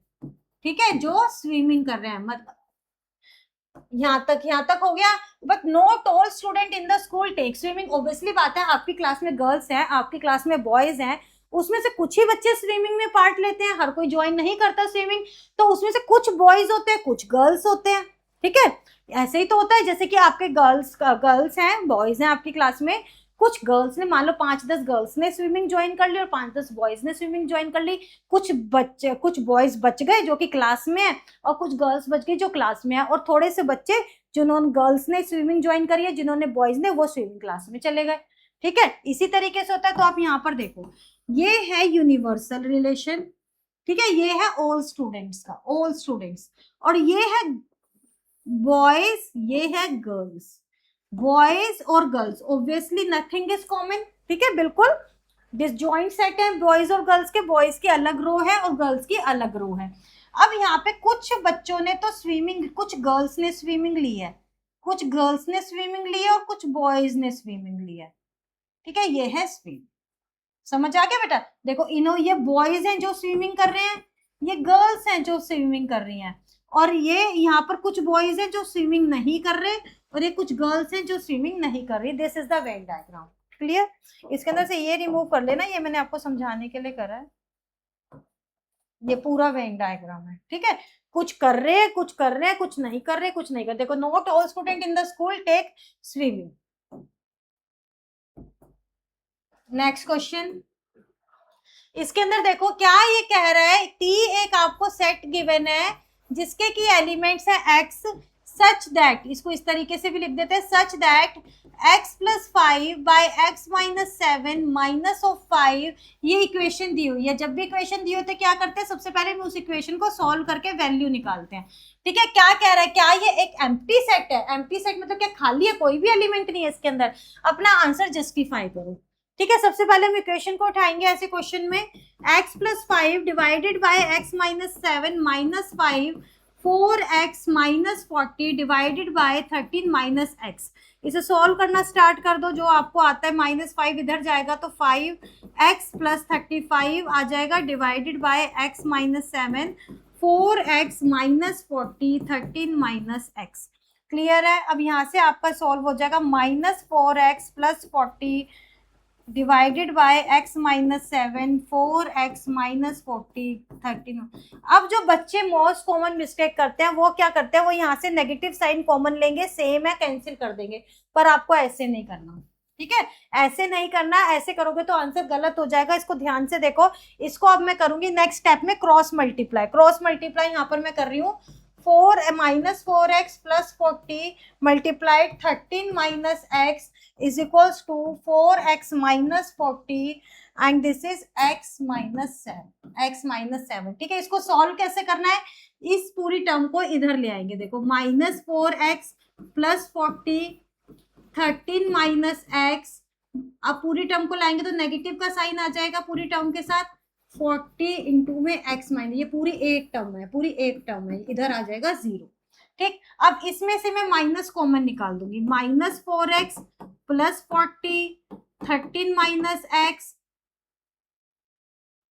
अब इसके अंदर से माइनस कॉमन ले लूंगी तो प्लस हो जाएगा, ठीक है। माइनस कॉमन ले लिया तो यहाँ पर क्या हो गया, प्लस का साइन आ गया, और ये क्या बन गया, 40 minus 4x, 40 minus 4x, x minus 7 is equal to 0, ठीक है। यहाँ पर भी देखो, ये इसको ऐसे ही लिख सकती हूँ अगर मैं 40 के साथ प्लस का साइन है, और इसके अगर मैं इसको इसी तरीके से आपको लिख के दिखा दूं यहाँ पर, तो कोई कंफ्यूजन ही नहीं रहेगी।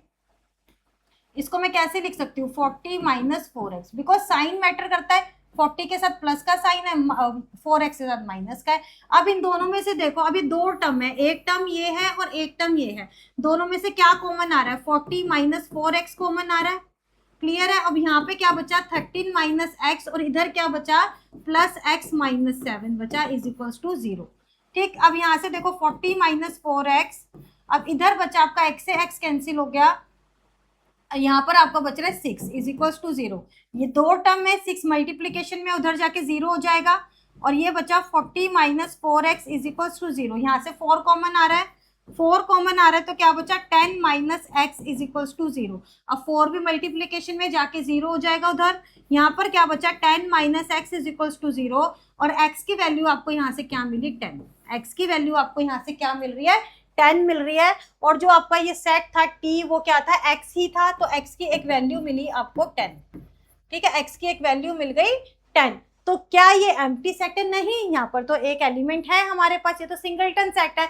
No, this is not an empty set, an empty set नहीं है, because t is equals to, ये इसको इस तरीके से लिखते हैं ना सेट को, 10 एलिमेंट, एक 10 एलिमेंट, ठीक है।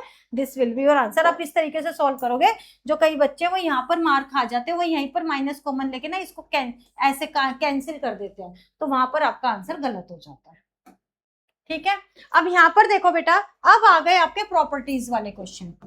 प्रॉपर्टीज वाले, अब थोड़ा सा दिल थाम कर बैठना, बिकॉज यहाँ पर थोड़ा सा बच्चे कंफ्यूज हो जाते हैं, पर जब ध्यान से समझोगे, ये मैं एनसीईआरटी में भी आपको करवा चुकी हूँ, उसके एग्जाम्पल भी कराए, मिसलेनियस में तो बहुत ज्यादा क्वेश्चन थे इस टाइप के, तो वहीं से हम चलते हुए आ रहे हैं, यहाँ तक हम पहुंचे हैं स्टेप बाय स्टेप स्ट्रेटेजी, ठीक है। और कुछ भी नहीं आपके काम आएगा, स्टेप बाय स्टेप स्ट्रेटेजी ही आपको मंजिल तक पहुंचाएगी। अब यहाँ पर थोड़ा सा मन थाम लेना, स्टार्ट करते हैं। एक तो बेटा इस चीज को ध्यान रखो, अब ये है ठीक है, यूनिवर्सल सेट है यू, हमें ये शो करना है कि y जो है वो सबसेट है x यूनियन y का। एक तो जब भी आपको सबसेट प्रूफ करना हो तो हम कैसे प्रूफ करते हैं कि y से एक एलिमेंट लिया x और हम उसको प्रूफ कर देंगे, a ले लेते हैं, चलो a एक एलिमेंट ले लिया, उसको प्रूफ कर देंगे कि वो y यूनियन x में भी होगा। ठीक है, उसको प्रूफ कर देंगे हम कि वो y यूनियन, ध्यान से समझ लेना।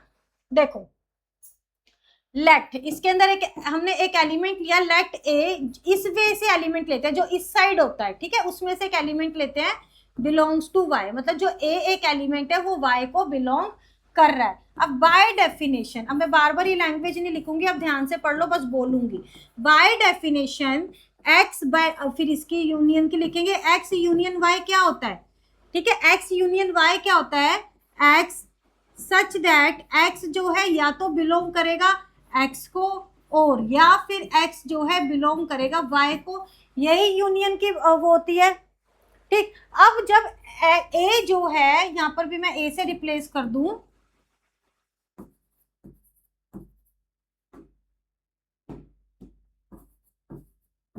ठीक है, a एलिमेंट है, a एलिमेंट जब y में है और बाय डेफिनेशन, यूनियन की डेफिनेशन क्या होती है, चाहे तो वो x में हो चाहे वो y में हो, वो x यूनियन y में आ जाता है। ठीक है, तो यहां से क्या पता लगा, वो y में है तो ऑब्वियसली देयरफॉर a जो है वो बिलोंग करेगा x यूनियन y से, क्योंकि वो इससे बिलोंग कर रहा है और हमारी डेफिनेशन है चाहे इसमें हो चाहे उसमें हो, यूनियन है वो। ठीक है, तो ये इसको भी बिलोंग करेगा। बस जहां भी जितने भी क्वेश्चन कराऊंगी सबसेट के कि आपको सबसेट प्रूफ करना है, तो आप क्या करोगे, इस लेफ्ट हैंड साइड वाले सेट में से एक एलिमेंट लोगे, उसको किसी ना किसी तरीके से आप प्रूफ कर दोगे कि वो एलिमेंट इसमें भी है, then hence y is subset of x union y। बस इतना सा काम करना होता है। ठीक है, एक एलिमेंट इसमें से लेना होता है इधर से, और उसको किसी ना इस आइडेंटिटी के प्रूफ या किसी भी डेफिनेशन के प्रूफ हमने उसको बता दिया कि वो इसको भी बिलोंग कर रहा है, क्योंकि इसको कर रहा है तो ऑब्वियसली वो x यूनियन y में आ गए। अब ये स्टार्टिंग का क्वेश्चन है, एक बार एग्जाम्पलर में, एनसीईआरटी में तो हमने किया है, फिर भी एक तरीके से बता देती हूँ। देखो x एक एग्जाम्पल ले लो आप 1 2 3 4 का, ठीक है, y एक एग्जाम्पल ले लो आप 3 4 5 6 का। ठीक है, 3 4 5 6 का सिर्फ एक ही क्वेश्चन है, जितना एक्सप्लेन करके बताऊंगी। अब यहाँ से आप फाइंड आउट कर लो x union y। x union y क्या होता है, 1 2 3 4 5 6। ठीक है, कॉमन एलिमेंट्स को बस एक बार लिखते हैं और बाकी के सारे एलिमेंट आ जाते हैं। अब आप यहाँ से खुद देखो, जो y को सबसेट प्रूफ करना है तो 3 4 5 6 सारे इसके अंदर है, y के जिसको भी सबसेट बनाना होता है वो सारे एलिमेंट्स इसके अंदर होने चाहिए। तो यहाँ से हम क्या देख सकते हैं, y सब, आप ये एक्सप्लेनेशन भी दे सकते हो, बट जो प्रॉपर्टीज वाइज हमें एक्सप्लेनेशन दे देते हैं। अब आप 11th क्लास में हो तो आपकी टीचर टू टीचर डिपेंड करता है, आपकी टीचर कह रही है कि मेरे को तो इसी तरीके का एग्जाम्पल चाहिए, ठीक है, मुझे इसी तरीके से आप सॉल्व करके देना, तो आपको तो करना पड़ेगा, क्योंकि टीचर हमेशा चाहते हैं कि आप बच्चों को कॉन्सेप्ट जो है अच्छे से क्लियर हो, आप चीजों से डरो ना, से इस तरीके से चीजों को ना लेके जाओ, क्योंकि जब हम 12th में जाते हैं तो चीजें बहुत जनरलाइजेशन हो जाती है। दिस इज द जनरलाइजेशन, मतलब हम हर किसी एलिमेंट के लिए बता रहे हैं, ये तो स्पेसिफिक एक एग्जाम्पल लेके बता दिया, ये जनरली प्रूफ है, ये जनरल हम इन चीजों को प्रॉपर्टी यूज करते हुए बताते हैं। ठीक है, आप जनरली भी देखो ये x है, ये y है, ये x है, ये y है, x यूनियन y का एरिया क्या है, ये है। ठीक है, x यूनियन y का एरिया ये है और y का एरिया ये है, y का एरिया यही है, इसे पता लग रहा है ना। y जो देखो x यूनियन y तो इतना बड़ा है और y इसका छोटा सा पार्ट है, तो पता लग रहा है कि y जो है x यूनियन y का सबसेट है। क्लियर है बेटा, तो इस तरीके से हम इसको करेंगे। अब यहाँ पर नेक्स्ट क्वेश्चन देख लो। अब यहाँ पर आपको प्रूव करना है जो x इंटरसेक्शन y है वो x का सबसेट है। तो मैंने आपको क्या बताया, जब भी सबसेट प्रूव करना है तो इसमें से एक एलिमेंट ले लो, लेट a जो है बिलोंग कर रहा है x इंटरसेक्शन y को। ठीक है, अब बाय डेफिनेशन क्या है x इंटरसेक्शन y की, कि जो a है सच दैट a जो है वो x को भी बिलोंग करेगा, एंड इसमें एंड वर्ड आता है, ये इंटरसेक्शन है बेटा, इंटरसेक्शन है, और a जो है वो y को भी, दोनों को यही होता है। इसका वेन डायग्राम बताऊं, ये x है ये y है, तो जो इन दोनों का कॉमन पार्ट होता है वही इंटरसेक्शन होता है। ठीक है, दोनों को बिलोंग करना चाहिए तभी इसके अंदर आएगा। तो यहाँ से क्या पता लगा, वो इंटरसेक्शन y से बिलोंग कर रहा है क्योंकि वो दोनों से बिलोंग कर रहा है। हैंस यहाँ से क्या पता लगा आपको, हैंस a जो है वो x को बिलोंग कर रहा है, इन दोनों को बिलोंग कर रहा था तभी तो इसके अंदर आया होगा, नहीं तो आता ही नहीं। ठीक है, तो देयरफॉर हमें यहाँ से क्या पता लगा, x इंटरसेक्शन y जो है इसका सबसेट है। सिर्फ सबसेट वाला सबसे इजी केस है, एक एलिमेंट इसमें से लेट करो, हमने लेट करा कि यहाँ पर a है, यहाँ पर a लेट कर लिया, अब हमने लेट कर लिया कि वो इसको भी बिलोंग कर, बस हमने उसको बता दिया वो पूरे x को भी बिलोंग कर रहा है, तो मतलब वो उसका सबसेट है। सिंपल सी चीज है बिल्कुल। थर्ड पार्ट देखो, थर्ड ये जो होती है ना बेटा, ये होती है कंडीशनल स्टेटमेंट। ठीक है, कंडीशनल स्टेटमेंट क्या होती है, यहाँ पर आपको कंडीशन गिवन है, ये आपको गिवन है, जो इधर है इसके लेफ्ट हैंड साइड ये आपको गिवन है, and you have to prove the right one. ठीक है, you have to prove the this one. अब आपको गिवन है कि x जो है y का सबसेट है, मतलब कि x जो है ये y है और ये x है, x जो है y का सबसेट है, मतलब कि each and every element of x is in y, x का हर एक एलिमेंट y में है, इतना आपको पता है। क्लियर। अब यहाँ पर ये आपको गिवन है, ये गिवन है, यहाँ पे इसको कैसे लिखोगे, given x is a subset of y। ठीक, अब यहाँ से आपको इसको इक्वल प्रूफ करना है। देखो ये तो हो गई सबसेट की बातें, ये हो गई सबसेट की बातें। जब आपको इक्वल प्रूफ करना होता है, जैसे कि इस क्वेश्चन में आपको करना है इक्वल प्रूफ, ये मैंने एनसीईआरटी करवाते हुए बताया है, वहां पर एग्जाम्पल है, इसलिए बार बार बोलते कुछ भी स्किप मत किया करो। अब x इंटरसेक्शन y जो है, ये देखो x इंटरसेक्शन y को इसका सबसेट प्रूफ कर दो और y को भी इसका सबसेट प्रूफ कर दो। ठीक है, जब इक्वल का साइन आता है तो हमें दोनों तरफ से अगर हम सबसेट प्रूफ कर देते हैं तो वो इक्वल हो जाता है। अब दोनों तरफ से सबसेट प्रूफ करने के लिए अब सबसे पहले इसको सबसेट प्रूफ करेंगे, तो पहले इसमें से देखो कैसे करेंगे, to prove x this is equal to y, we need to prove, क्या प्रूव करने की जरूरत है कि x इसका सबसेट है और y जो है इसका सबसेट है। हम इधर उधर से दोनों साइड से एक दूसरे का सबसेट प्रूफ कर देते हैं तो वो इक्वल होता है। क्लियर। अब फर्स्ट पार्ट लेते हैं, पार्ट वन में हम क्या कर रहे हैं, to prove x intersection y जो है y का सबसेट है। ठीक, जैसे अभी हमने लास्ट वाले में किया था ना, क्या करेंगे, लेट कोई एक एलिमेंट ले लिया जो कि इसको बिलोंग कर रहा है,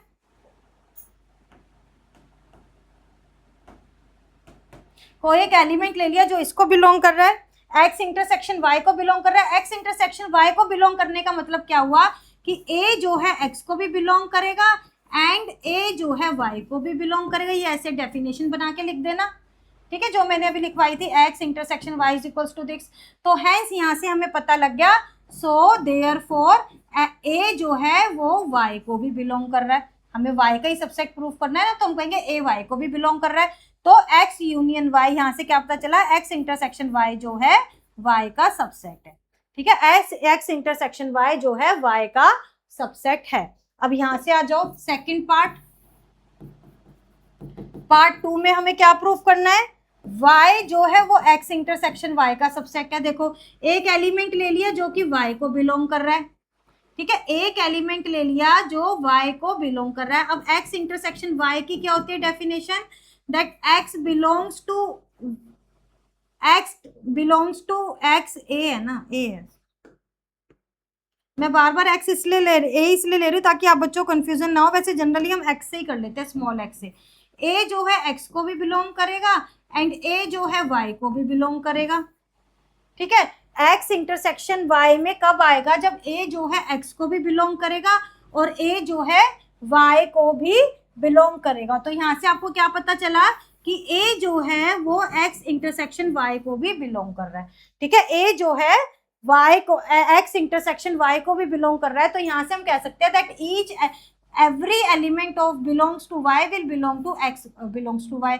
तो यहाँ से क्या पता चला कि y is a subset of x intersection y, y जो है x इंटरसेक्शन y का सबसेट है। तो यहाँ से हम कह सकते हैं फ्रॉम 1, इसको नंबरिंग दे देंगे 1 और इसको नंबरिंग दे देंगे 2।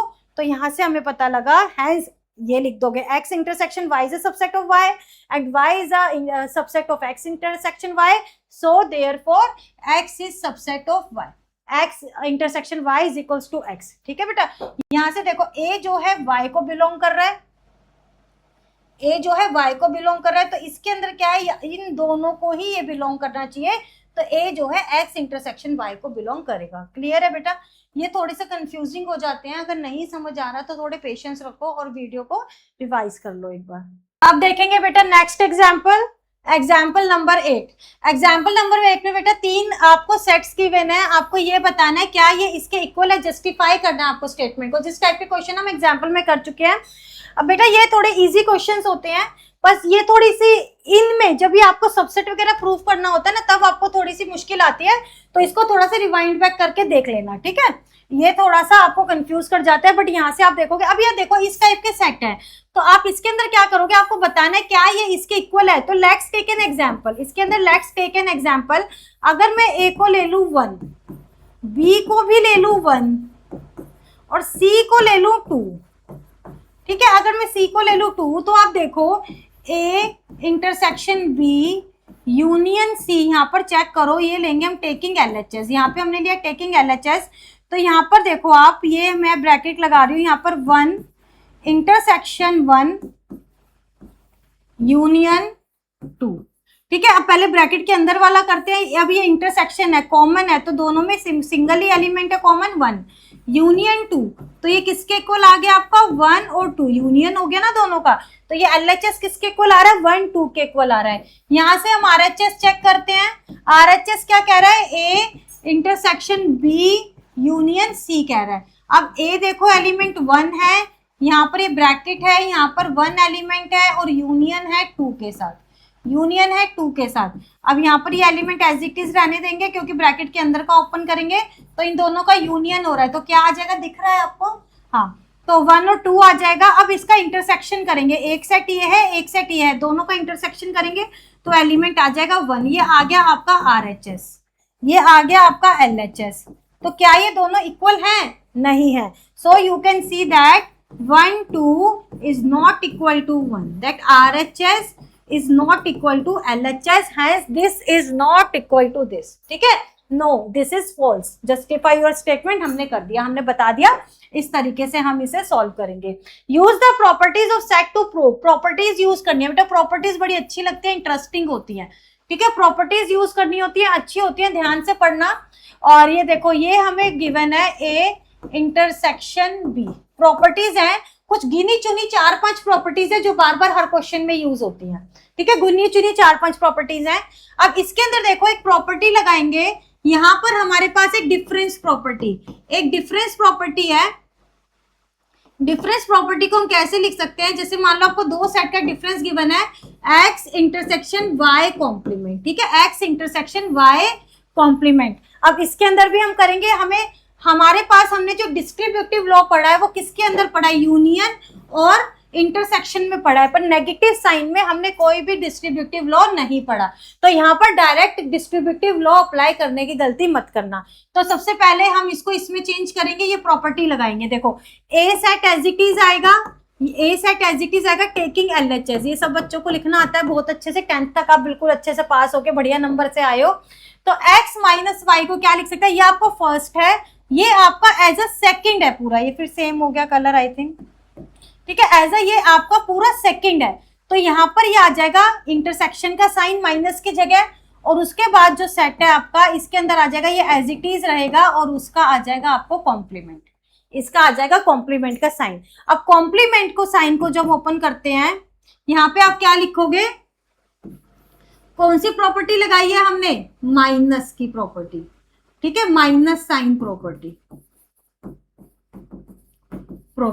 अब यहां से पर आप क्या लगाओगे, डिमॉर्गन्स लॉ। अब ये एज इट इज रहेगा, डिमॉर्गन्स लॉ क्या होता है, डिमॉर्गन्स लॉ मैंने आपको पढ़ाया था कि A यूनियन B का अगर कॉम्प्लीमेंट होता है तो वो किसके इक्वल होता है, B कॉम्प्लीमेंट, और ये अंदर का साइन चेंज हो जाता है, इसके इक्वल होता है।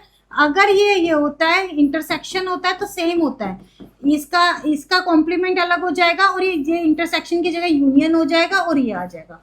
बेसिकली ये आगे पीछे हो जाते हैं, इनकी पोजीशन चेंज हो जाती है और ये साइन चेंज हो जाता है।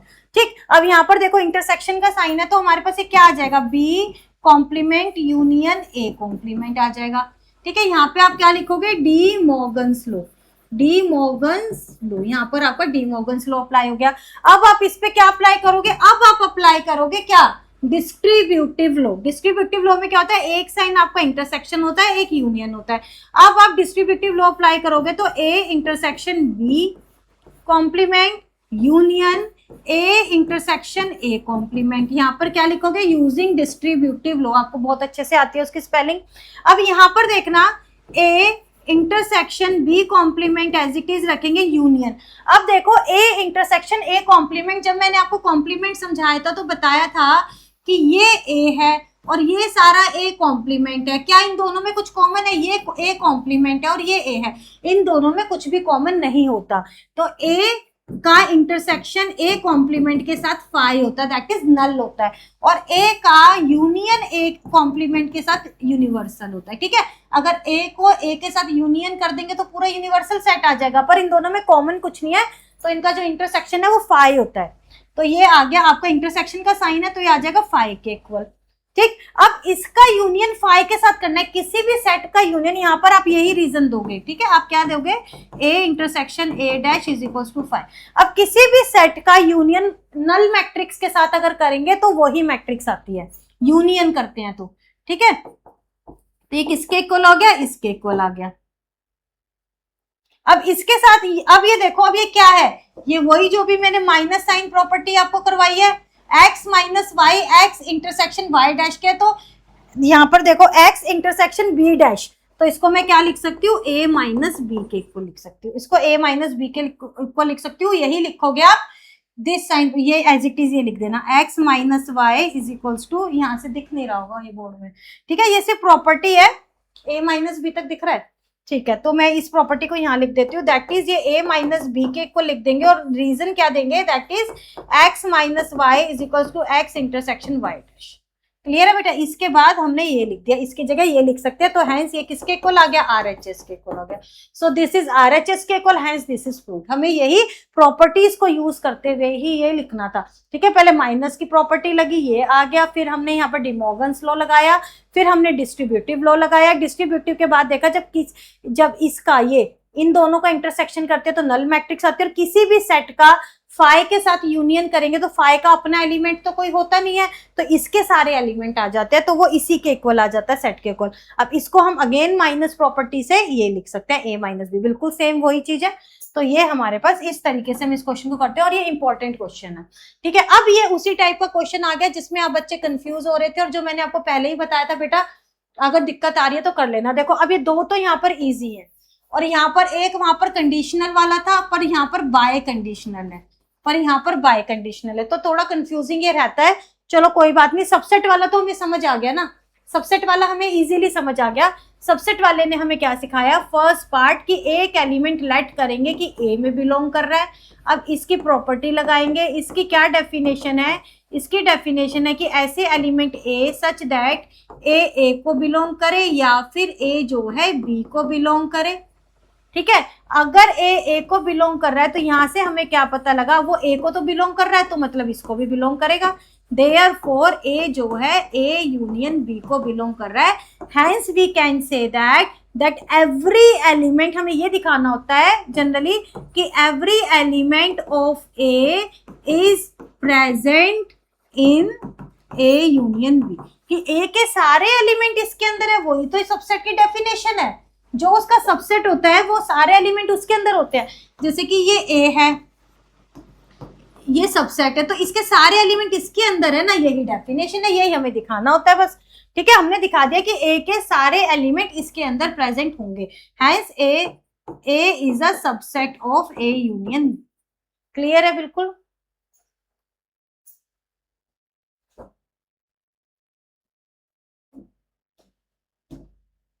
ये वाला देख लो एक बार, ये देखो सेकंड पार्ट है, ध्यान से देखना। A is a subset of B और A union B is equal to B. ध्यान से देखना, बीच में है बाय कंडीशनल। बाय कंडीशनल मतलब दो बार सोल्यूशन होता है इसका, दो बार सोल्यूशन कैसे होता है, फर्स्ट सोल्यूशन तो आपको फर्स्ट पार्ट ये हो जाता है कि अगर आपको ये गिवन है, मतलब दो वो हैं, देखो अगर आपको तो ये गिवन है तो आपको ये प्रूफ करना है, जो कि हमने करके आए हैं अभी एग्जांपल्स पे। अगर सेकंड पार्ट क्या होता है कि अगर आपको ये गिवन है तो आपको ये प्रूफ करना है, ठीक है, तो आपको ये प्रूफ करना है। तो फर्स्ट पार्ट देख लेते हैं। अगर हमें गिवन है कि A is a subset of B, तो हमें बताना है ए यूनियन बी जो है बी के इक्वल होगा।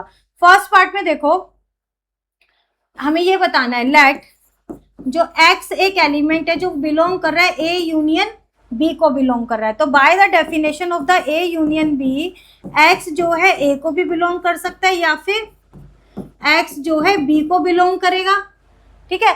अगर ए को बिलोंग कर रहा है, अब दो कंडीशन आ गई, इफ अगर x ए को बिलोंग कर रहा है तो मतलब कि x जो है बी को भी बिलोंग करेगा। क्यों?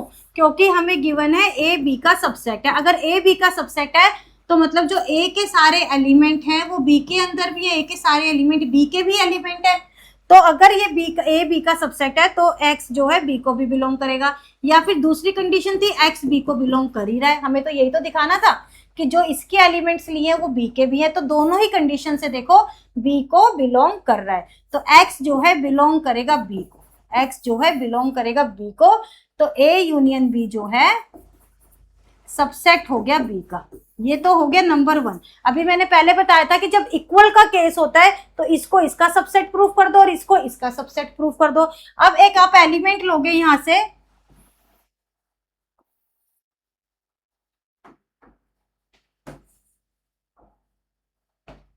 आप एक एलिमेंट लोगे बी में से कि कोई एक वाई ले ले, तो बिलोंग कर रहा है बी को, ठीक है। वाई अगर बी को बिलोंग कर रहा है तो देखो अब ए यूनियन बी की डेफिनेशन क्या होती है कि y जो है या तो a को बिलोंग कर ले या फिर b को बिलोंग कर ले, ठीक है। यही a यूनियन b की, अगर वो b को बिलोंग कर रहा है तो a यूनियन b को तो करेगा ही ना, इन दोनों में से किसी एक को ही बिलोंग करेगा तो इसको बिलोंग कर जाएगा। तो y जो है बिलोंग करेगा a यूनियन b को। वही हमें दिखाना होता है कि इसका एलिमेंट लेट किया, इसमें दिखा दिया। तो hence we can say that every element that belongs to y b will belong to a union b। तो y जो है यहाँ पर b जो है ए का सबसेट है, ए यूनियन बी का सबसेट है। ये नंबर 1 हो गया, ये नंबर 2 हो गया। From 1 and 2 we get A union B B के इक्वल है, ठीक है। ए यूनियन बी जो है बी के इक्वल है। जब ये गिवन है तो हमें ये दिखाना था, ये बाई कंडीशनल है। इतने बड़े बड़े क्वेश्चन जनरली एग्जाम में वैसे नहीं आते, लेकिन आपकी प्रैक्टिस के पॉइंट ऑफ व्यू से बहुत अच्छे हैं। जितना ज्यादा करोगे उतनी चीजों को मेमोराइज करोगे, उतना आप अपना दिमाग दौड़ाओगे, उतना ज्यादा आपको समझ आ जाएगा।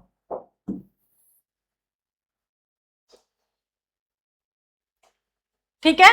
अब यहाँ पर देखो, अब बाय कंडीशनल, अब ये वाली कंडीशन पे आ जाते हैं। अगर आपको गिवन है कि ए यूनियन बी है जो बी के इक्वल है, तो बताओ A is a subset of B.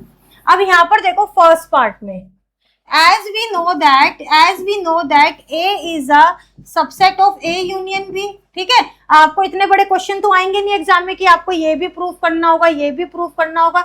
तो जो इसका प्रूफ मैंने करवाया था वो छोटा सा आप यहाँ पे करके दिखा दोगे, ठीक, सेम प्रूफ, तो आपको पता लग जाएगा ए जो है इसका है। और ये गिवन से कर लेंगे, A subset of B as given, क्या गिवन है, ए यूनियन बी जो है बी के इक्वल है, ठीक है। ए यूनियन बी जो है बी के इक्वल है, तो इसकी जगह हमने बी लिख दिया। और जो छोटा सा प्रूफ दिखाया था कि इसमें से एक एलिमेंट लेंगे और दिखा देंगे इसके अंदर भी है, बस सिंपल है। सबसेट वाला तो मेरे ख्याल से सब बच्चों को क्लियर हो जाएगा। इस ये भी क्लियर है, जब बस इसके अंदर जब 1 2 3 काम करने पड़ जाते हैं ना, बस वहां पे हम थोड़ा सा कंफ्यूज हो जाते हैं। तो इसको स्टेप बाय स्टेप करो। सबसे पहले तो बाय कंडीशनल को 2 कंडीशन में, इस बाय कंडीशन को 2 कंडीशन में तोड़ दो, ठीक है। फिर इस पे काम करो। इस पे देखो अब आपको इक्वल प्रूफ करना है, ये गिवन है, ये प्रूफ करना है। अब इक्वल प्रूफ करने के लिए पहले इसको इसका सबसेट प्रूफ करते हैं, फिर इसको इसका सबसेट प्रूफ करते हैं, हो गया, तो वो इक्वल हो गया। अब सेकंड वाली कंडीशन पे आ जाओ। सेकंड वाली कंडीशन पे हमें ये गिवन है, ये गिवन है ना, देखो ये इधर वाला पार्ट आपको गिवन है, लेफ्ट साइड वाला। अब आपको प्रूफ करना है ये, तो आप ये देखो A is a, hence we know that A is a subset of A union B, और बी इसके इक्वल है। क्लियर है? ये भी बिल्कुल इजी है बेटा, क्लियर है। अब ये देखो ये यहाँ पर ये भी आपको शो करना है। अच्छा इसके अंदर बता दूं, इसके अंदर थोड़ी सी मिसप्रिंटिंग है क्वेश्चन के अंदर। अगर तो ये वाला क्वेश्चन है, मैं यहाँ पर क्वेश्चन रिराइट कर देती हूँ, लेकिन जब मैं रिमूव करती हूँ तब दिक्कत आ जाती है बेटा। मैं यहाँ पर, आप ना साथ के साथ नोट डाउन कर लो, बुक में कर लो या फिर जहाँ पे भी आप नोट्स बना रहे हो वहां पर कर लो। या तो ये वाला क्वेश्चन एज इट इज रहेगा, a minus B intersection c minus B. अगर ये एज इट इज है तो इसकी राइट हैंड साइड चेंज होगी, ठीक है। इसकी राइट हैंड साइड हो जाएगी a intersection c minus B, या तो ये रहेगा, या फिर a minus B intersection a minus C, फिर राइट हैंड साइड चेंज रहेगी, मतलब ये सेम रहेगी। आप इसको नोट डाउन कर लो, ये क्वेश्चन है, यहाँ पर मिसप्रिंटिंग है थोड़ी सी, या तो फिर यहाँ पर a माइनस सी लिख लेते हैं हम, a माइनस सी, ठीक है। a minus B intersection a minus C, ये same a minus B union C, या फिर ये क्वेश्चन रहेगा। अगर आपकी ये वाली साइड ये है, देखो a minus B intersection c minus B जो लिखा हुआ था, तो राइट हैंड साइड में रहेगा a intersection c minus B. दोनों का सोल्यूशन बिल्कुल सेम है, मैं एक का करवा देती हूँ, इसका आपको करवा देती हूँ, आप दूसरे का खुद से करके देख लेना, बिल्कुल सेम मेथड है, बिल्कुल सेम मेथड है। अब यहाँ से हम LHS लेकर चलेंगे, LHS लेंगे पहले, तो a minus B intersection a minus C. अब एक एलिमेंट लेट कर लेते हैं जो कि इस पूरे सेट को बिलोंग कर रहा है, a minus B intersection a minus C, ठीक है। अब डेफिनेशन क्या है a माइनस बी की, a माइनस बी की, x belongs to a and x does not belong to b, यही डेफिनेशन हमने पढ़ी है। और ये इंटरसेक्शन के लिए क्या वर्ड आता है, यहाँ पर एंड वर्ड आता है। और यहाँ पर देखो, अब इसकी डेफिनेशन क्या होगी कि x belongs to a and x does not belong to c, यही जो है, बस उसी को हमने लैंग्वेज में लिखा है, डेफिनेशन में लिखा है, ठीक। अब यहाँ से क्या होगा, देखो इन दोनों को हम पॉप अप कर लेते हैं। यहाँ से क्या दिख रहा है, ये दिख रहा है, तो हम इसको कैसे लिख सकते हैं, x belongs to a and, इसको इस तरीके से लिख लेते हैं, एंड के साथ x does not belong to b, ना तो b को बिलोंग करेगा और ना ही a को भी, c को बिलोंग करना चाहिए, ठीक है। ना तो a को बिलोंग करना चाहिए और ना ही, सॉरी, a को तो बिलोंग करना चाहिए पर b और c को बिलोंग नहीं करना चाहिए। तो ax belongs to a and x जो है, देखो दोनों में डज नॉट बिलोंग का साइन है, तो डज नॉट बिलोंग, ना तो b में b का कोई भी एलिमेंट आ जाए और ना ही c का कोई भी एलिमेंट आ जाए। अब जो बच्चों को कंफ्यूजन होती है वो बता देती हूँ, यहाँ पर एंड वर्ड लिखा हुआ था मैंने, पर यहाँ पे मैंने साइन लगा दिया यूनियन का। वो इसलिए बेटा, जो b है और जो c है, ये जो b है ये c, इसके अलग वाले एलिमेंट्स भी तो है ना। अगर मैं इंटरसेक्शन का लगाती तो सिर्फ ये माइनस होता, b के एलिमेंट तो रह जाते, c के भी रह जाते।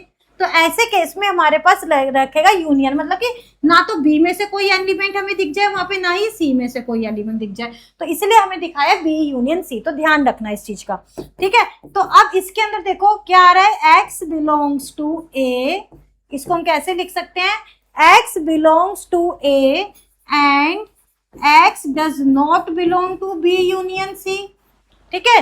b यूनियन c को बिलोंग नहीं कर रहा, तो हम इसको कैसे लिख सकते हैं, x belongs to a and का आ गया इंटरसेक्शन, या माइनस, ये माइनस की है ना, सॉरी, ये माइनस की डेफिनेशन है पूरी, किसकी,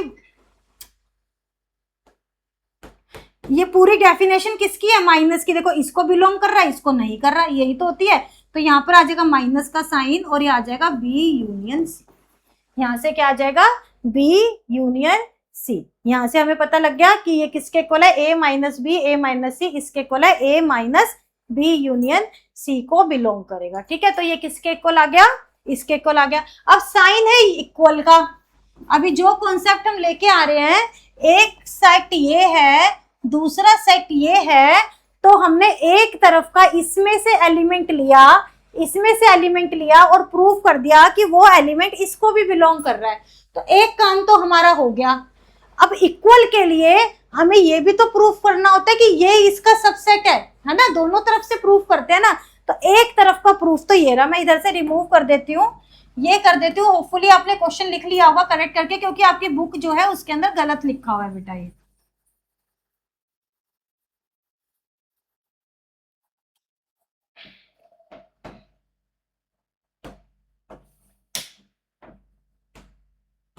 ठीक, अब इसके अंदर देखो, अब इसमें से लेट कर लेंगे, लेट, अब मैं y एलिमेंट लेट कर लेती हूँ। y जो है बिलोंग कर रहा है a minus B union c को। अब इसको भी ऐसे वर्डिंग्स में लिखेंगे, y जो है बिलोंग कर रहा है a को, ठीक है, y जो है a को बिलोंग कर रहा है, एंड y जो है बिलोंग नहीं कर रहा b यूनियन c को। बस उसका रिवर्स लिखना है। देखो उस नेक्स्ट स्टेप पे आ गए ना, अब उल्टा करते जाएंगे, इस पे पहुंच जाएंगे। अब इसमें से एलिमेंट लिया है, अब इसको इस तरीके से लिखेंगे। अब यहां से देखो y जो है बिलोंग कर रहा है a को, सेम लैंग्वेज, एंड y जो है बिलोंग नहीं कर रहा b यूनियन c को। अब देखो y जो है बिलोंग कर रहा है a को, एंड y जो है बिलोंग नहीं कर रहा b को, एंड y जो है बिलोंग नहीं कर रहा c को। अब इसको कैसे लिखेंगे, y जो है बिलोंग कर रहा है a को, एंड y बिलोंग नहीं कर रहा b को, एंड y बिलोंग कर रहा है a को। सेपरेट कर दिया, a को अलग अलग कर दिया, मतलब स्टेप ऊपर जा रहे हैं। देखो अब y और ये अलग कर दिया, इसको इसके साथ अलग कर दिया, एंड y जो है बिलोंग नहीं कर रहा c को। क्लियर है?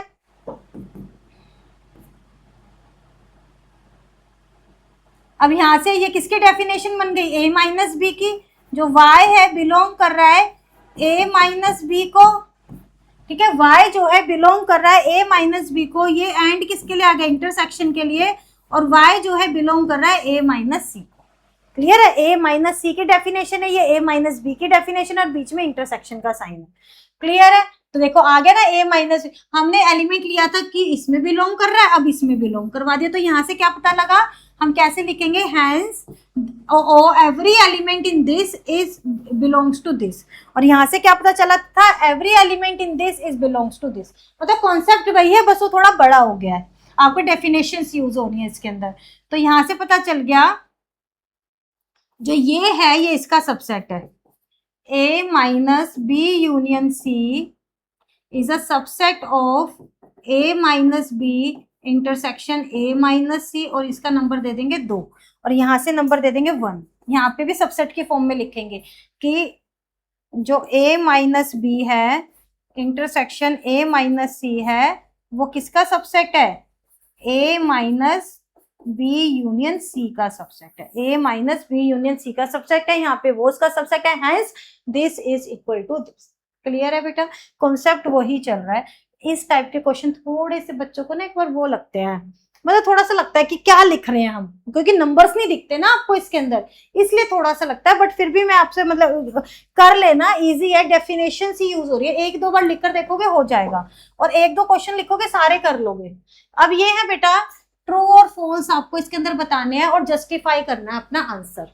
ठीक है, अब यहाँ पर देखो इसको जस्टिफाई करना है, LHS लेकर चलते हैं। अब इसको देखो, इसको मैं इंटरसेक्शन में चेंज कर लेती हूँ, वही वाली प्रॉपर्टी जो कि मैंने अभी आपको बताई थी, माइनस वाली बताई थी ना, x minus Y is equal to X intersection y dash. ठीक, अब यहाँ से आ जाएगा यूनियन a दिस। अब इसके अंदर से देखो डिस्ट्रीब्यूटिव लॉ है,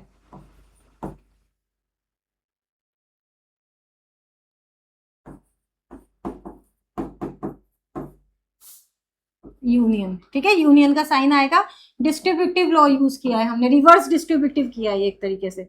अब यहाँ पर देखो a इंटरसेक्शन, ये अभी बताया था ना, जब खुद के कॉम्प्लीमेंट के साथ उसका वो करते हैं, यूनियन करते हैं, तो यूनिवर्सल सेट आ जाता है। ठीक है, ये क्या आ गया, यूनिवर्सल सेट है, ये यूनिवर्सल है, यूनियन नहीं है, यूनिवर्सल है। अब a इंटरसेक्शन, ये यूनिवर्सल सेट है, ये इंटरसेक्शन है, ये a है, इन दोनों में कॉमन क्या है, ये वाला पार्ट, तो ये किसके इक्वल आता है, a के इक्वल आता है। तो यहाँ पे रीजन यही देते हैं हम कि a intersection universal is equals to a intersection.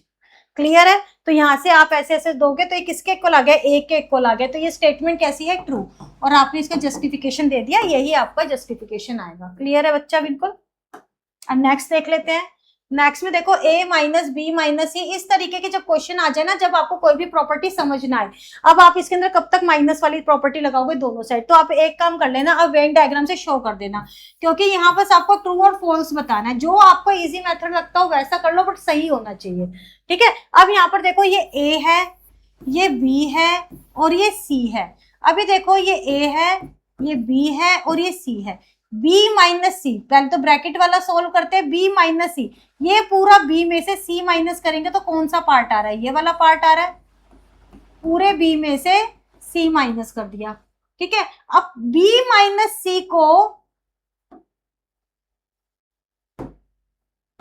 अब जो b माइनस सी है, जो b माइनस सी वाले रेड वाला पार्ट आया है जो मैंने ड्रॉ किया है, इसको a में से सब्ट्रैक्ट करना है। a पूरा क्या है, ये है, देखो ये है, अब ये सिर्फ ये वाला पार्ट माइनस होएगा तो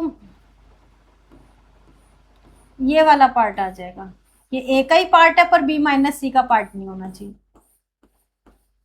ठीक है। तो हमारे पास कौन सा एरिया आया, ये वाला एरिया आया, ये किसके इक्वल है, a माइनस बी माइनस सी के इक्वल है, ये वाला पार्ट किसके इक्वल है, इसके इक्वल है।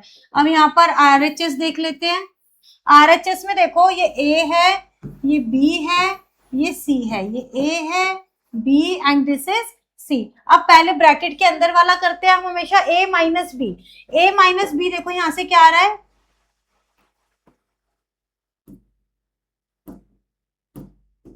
ए में से बी सब्ट्रैक्ट करना है, तो ये आ गया,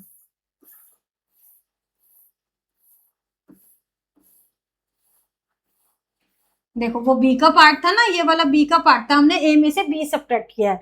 अब a माइनस बी वाला पार्ट आ गया, अब इसमें से c भी सब्ट्रैक्ट करना है, c भी सब्ट्रैक्ट करना है, मतलब कि ये वाला पार्ट भी निकालना है मेरे को, ठीक है, ये वाला पार्ट भी निकाल देती हूँ।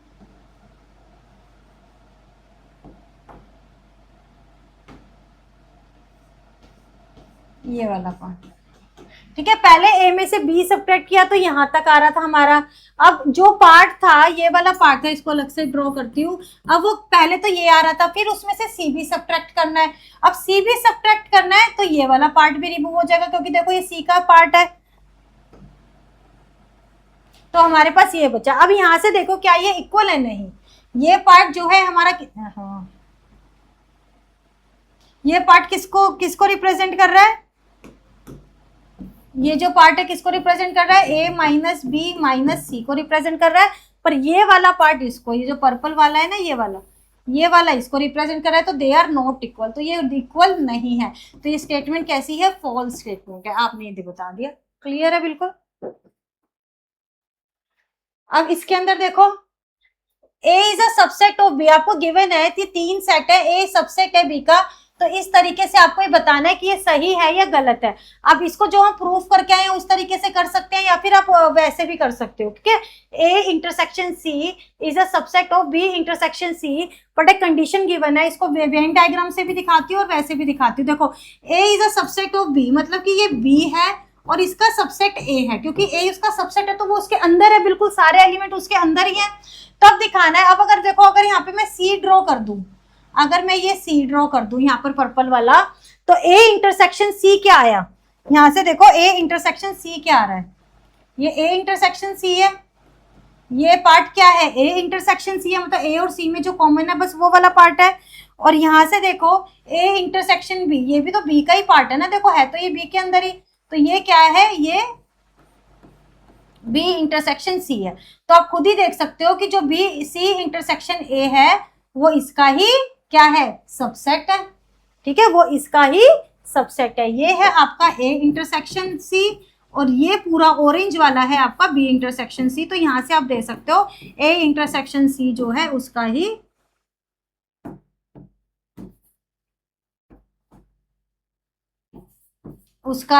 सबसेट है, क्लियर है।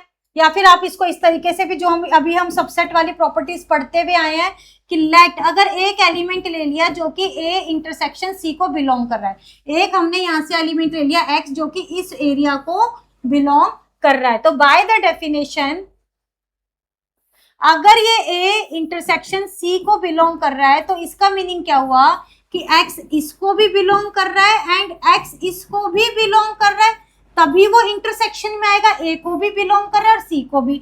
अब यहां से इसको भी बिलोंग कर रहा है और इसको भी बिलोंग कर रहा है। अब हमें यहां से प्रूफ करना है कि ये इसको भी बिलोंग करेगा। अब यहां से देखो, आप दो कंडीशन बन गई, एक्स ए को भी बिलोंग कर रहा है, अगर एक्स ए को बिलोंग कर रहा है तो वो बी को भी करेगा, क्यों? क्योंकि ए बी का सबसेट है, वो गिवन है। जो जो सारे एलिमेंट्स ए के हैं वो बी के भी हैं। ठीक, अब एक्स सी को बिलोंग कर रहा है, एक्स जो है सी को बिलोंग कर रहा है, और ये इसको दोनों को बिलोंग कर रहा है। मतलब ये देखो, अब यहां से सी का रहने दो, अब ए इसको हमने यहां पर लिया है कि ये जो है बी को बिलोंग करेगा। ठीक है, सी में तो कर ही रहा है। अब अगर ये बी को बिलोंग कर रहा है तो यहां से देखो बी इंटरसेक्शन सी को भी एक्स बिलोंग करेगा। क्यों? क्योंकि दो बी को बिलोंग कर रहा है वो। ठीक है, यहां से देखो सी को तो बिलोंग कर ही रहा है, यहां से सी को तो बिलोंग कर ही रहा है ना। ए इंटरसेक्शन सी का मतलब है कि वो ए को भी बिलोंग कर रहा है और सी को भी बिलोंग कर रहा है। अब ए से हमें पता लगा ए को बिलोंग कर रहा है तो वो बी को भी बिलोंग करेगा, क्योंकि ए जो है बी का सबसेट है और वो सी को भी बिलोंग कर रहा है। अब आपको क्या पता लगा? एक्स जो है बी को भी बिलोंग कर रहा है, सी को भी बिलोंग कर रहा है, तो एक्स जो है बी इंटरसेक्शन सी को भी बिलोंग करेगा, क्योंकि बी को भी बिलोंग कर रहा है और एक्स जो है सी को भी बिलोंग कर रहा है, तो वो एक्स जो है बिलोंग करेगा बी इंटरसेक्शन सी को। Hence therefore every element of A intersection C is in B intersection C. तो हम यहां से कह सकते हैं कि ए इंटरसेक्शन सी है जो बी इंटरसेक्शन सी का सबसेट है। क्लियर है? सबसेट वाला केस था, तो यहाँ से कैसी स्टेटमेंट आ गई हमारे पास? ट्रू स्टेटमेंट है। दोनों तरीके से मैंने आपको समझा दिया। ये भी इसी तरीके से होगा। देखो ए सबसेट ऑफ बी दे रखा है, अब ये इसका सबसेट बताना है बस। देखो ये है, ये ए है, नहीं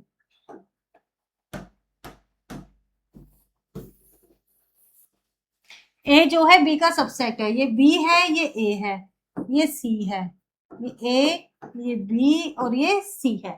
अब जो ए यूनियन सी, अब देखो ए यूनियन सी कौन सा एरिया है? सी का और ए का। ठीक है, ए यूनियन सी ये हो गया। अब ये भी यहां पर ड्रॉ कर लेते, B union C. B union C कौन, बी यूनियन सी कौन सा एरिया आया? ये सारा एरिया आ गया।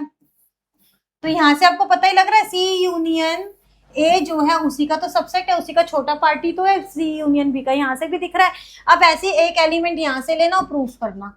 ठीक है, एक एलिमेंट, तो ये ट्रू आ गई, यहां से पता तो लग गया ये स्टेटमेंट ट्रू है हमें। अब जो एक एलिमेंट लेट कर लेंगे जो कि ए यूनियन सी को बिलोंग कर रहा है, ए यूनियन सी को बिलोंग कर रहा है मतलब एक्स इसको बिलोंग कर रहा है या फिर एक्स इसको बिलोंग कर रहा है। दो कंडीशन अराइज हो जाती है ना यूनियन वाले केस में। यूनियन वाले केस में दो कंडीशन अराइज हो सकती है, या तो इसको कर रहा है या इसको कर रहा है। ठीक है, अगर तो वो ए को बिलोंग कर रहा है, अगर तो वो ए को बिलोंग कर रहा है तो वो बी को बिलोंग करेगा ही, क्योंकि ए जो है बी का सबसेट है। ठीक है, अगर वो बी को बिलोंग कर रहा है तो मतलब वो एक्स जो है इसको भी बिलोंग करेगा, बी यूनियन सी को भी बिलोंग करेगा। क्यों करेगा? एक्स की जो डेफिनेशन है तो बी को बिलोंग कर ले या फिर सी को बिलोंग कर ले। बी यूनियन सी किसके इक्वल है? या तो वो बी को बिलोंग कर ले या सी को बिलोंग कर ले। वो बी को बिलोंग तो कर ही रहा है तो वो बी यूनियन सी को भी बिलोंग करेगा, तो ये इसका सबसेट हुआ। ठीक है, अब तो सबसेट वाले इतने क्वेश्चन कर लिए बेटा, आपको आ ही गए होंगे, अच्छे से आ गए होंगे, बहुत अच्छे से समझा रही हूँ। ये देखो ए सी का सबसेट है और बी भी सी का सबसेट है। ठीक, अब ये इसको इस तरीके से हम देख सकते हैं, ये मान लो यूनिवर्सल सेट हो गया, ये इसके अंदर मैं बड़ा सा सी बना रही हूँ और जो ए है वो भी सी का सबसेट है और बी भी, ये ए है और ये बी भी। ठीक है, देखो ए भी सी का सबसेट और बी भी सी का सबसेट है, तो हमें क्या बताना है? ए यूनियन बी जो है सी का सबसेट है। देखो ए यूनियन बी क्या आ रहा है? ए यूनियन बी क्या आ रहा है? ये आ रहा है, तो ऑब्वियसली सी का ही सबसेट है, सी के अंदर ही आ रहा है क्योंकि ये कंडीशन दी हुई है ना उसके अकॉर्डिंग।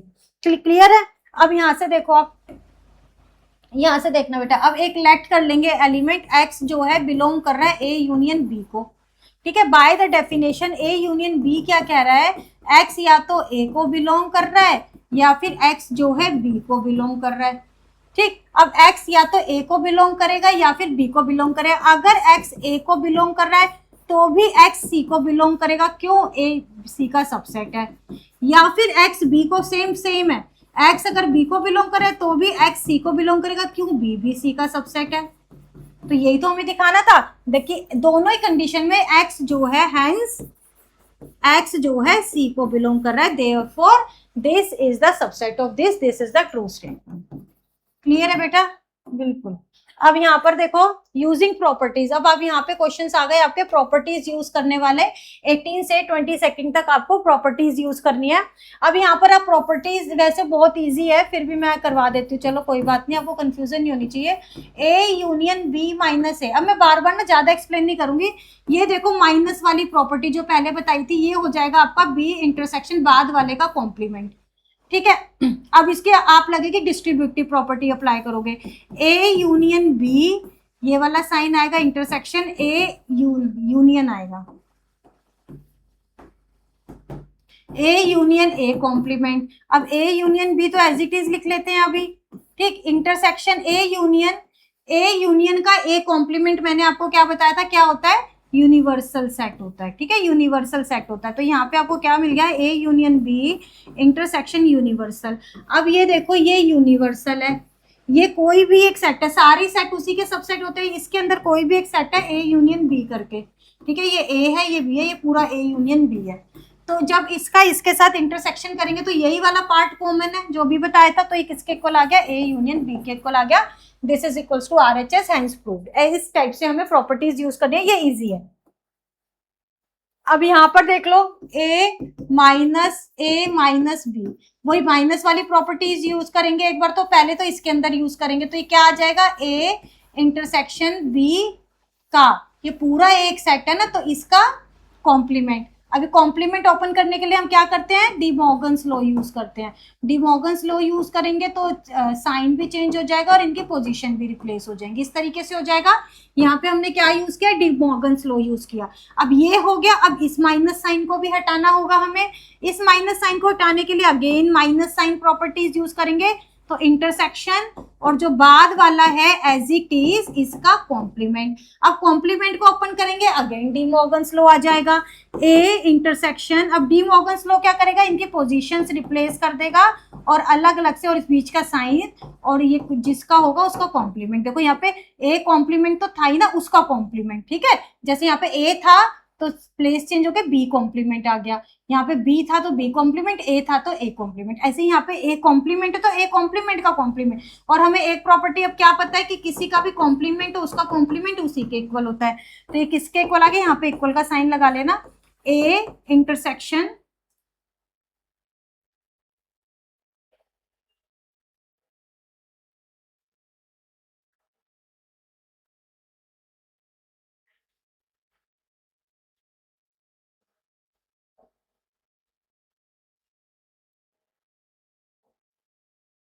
ए इंटरसेक्शन बी के इक्वल आ गया, ठीक है। अभी किसके इक्वल आ गया आपका, ए इंटरसेक्शन बी। तो कुछ गड़बड़ है इसके अंदर,